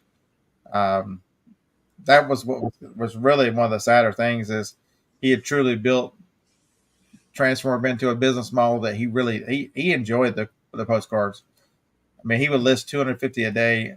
In a couple of hours, he knocked that many out. It's amazing how fast he was with them. I think he'd still be there. He'd still be fighting right now, figuring out what about. He'd be able to tell you every percentage about promoted listings and where you should be and all these things. Because he was not his biggest thing was he was not afraid to try things. He knew a Good lot night, because y'all. I'm out of here. I'm surprised you made it this long, man. After all that driving, I'm tired. yeah, I'm about to go inside too. Probably another 10 minutes and we'll do it. Bye. See you, buddy. So Scott says never wants. I'm his own boss. Never wants to go back to work. Yeah, I'm ruined for that too. I think I would make a terrible employee at this point. Oh yeah, no. The worst. I barely would get up. I would barely be on time when I was an employee. I can only imagine how much worse I'd be now. Busy. You're right. There's loss of buyers and income is higher because of sellers the fees. eBay's in a tough spot, and I don't want to defend them because I think they've done a terrible job at advertising and recruiting new buyers.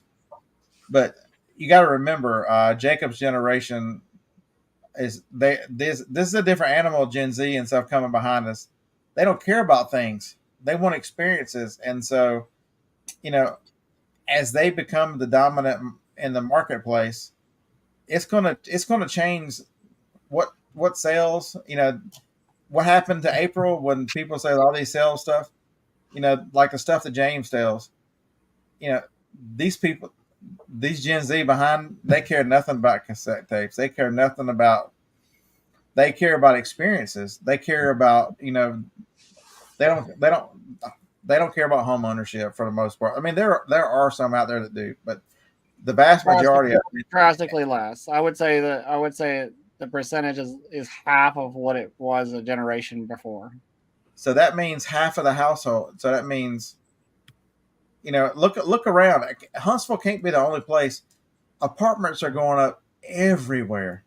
Yeah. It is shocking how many apartments are going up. And they're nice. And they're nice ones. They're extremely nice. They got garages that you can add on to. These apartments are a couple of grand for 2 bedrooms, and they're selling them as luxury apartments.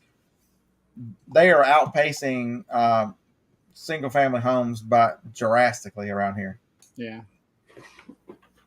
And Mother says the same thing about Wilmington. So I'm sure that's probably something that's going on nationwide. And they can't keep up with it. They can't keep up. Can't keep up with the demand.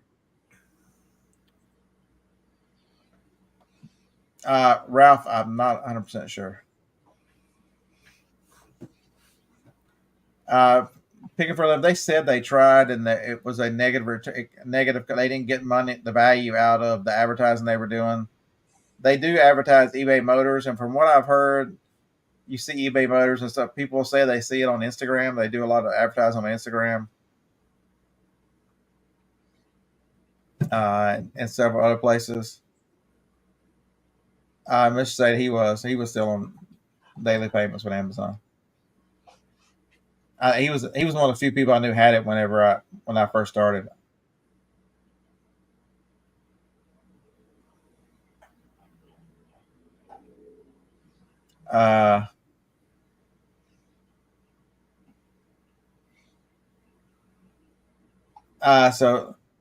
So Krillin Todd did this morning, got up, went and picked up his mother-in-law in Louisiana. And so it was 4 hours there, 4 hours back. So they were 8 hours driving today.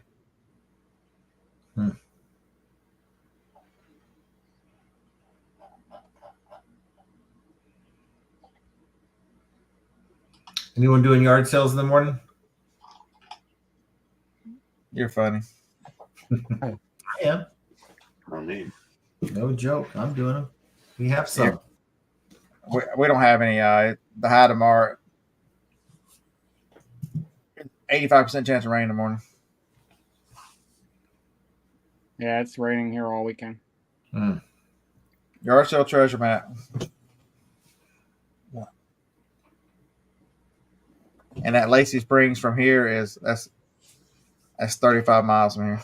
The only 32 within my 20-mile radius, and that's probably just what's here. There's probably another 60 that people just don't even bother to put on the app. Wow. Yeah, they do a good job advertising eBay Motors. I hear eBay Motors a lot, but I think at some point eBay Motors might end up spinning that off. There's a lot of talk of it being a separate unit.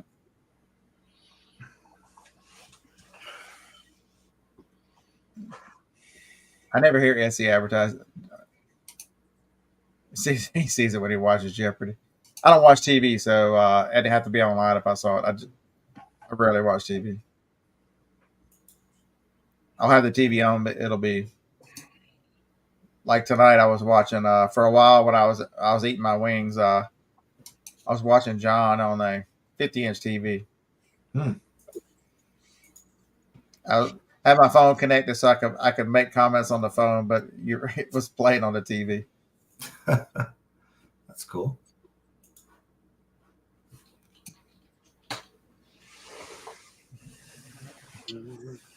Well, thanks everyone for hanging out with us. It's hope you have a great weekend. Hope you have a good John. Hope you have great yard sales in the morning. Thank you. I'm looking forward to it. Actually, I only thought there was 12, but hey, take it. Dave has yard sales, but he is not a yard sale person. No. Nope. You'll sleep right through them.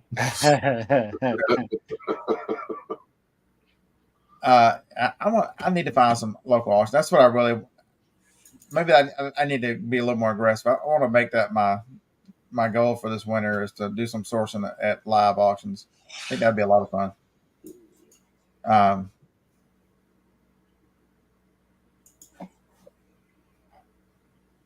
Absolutely.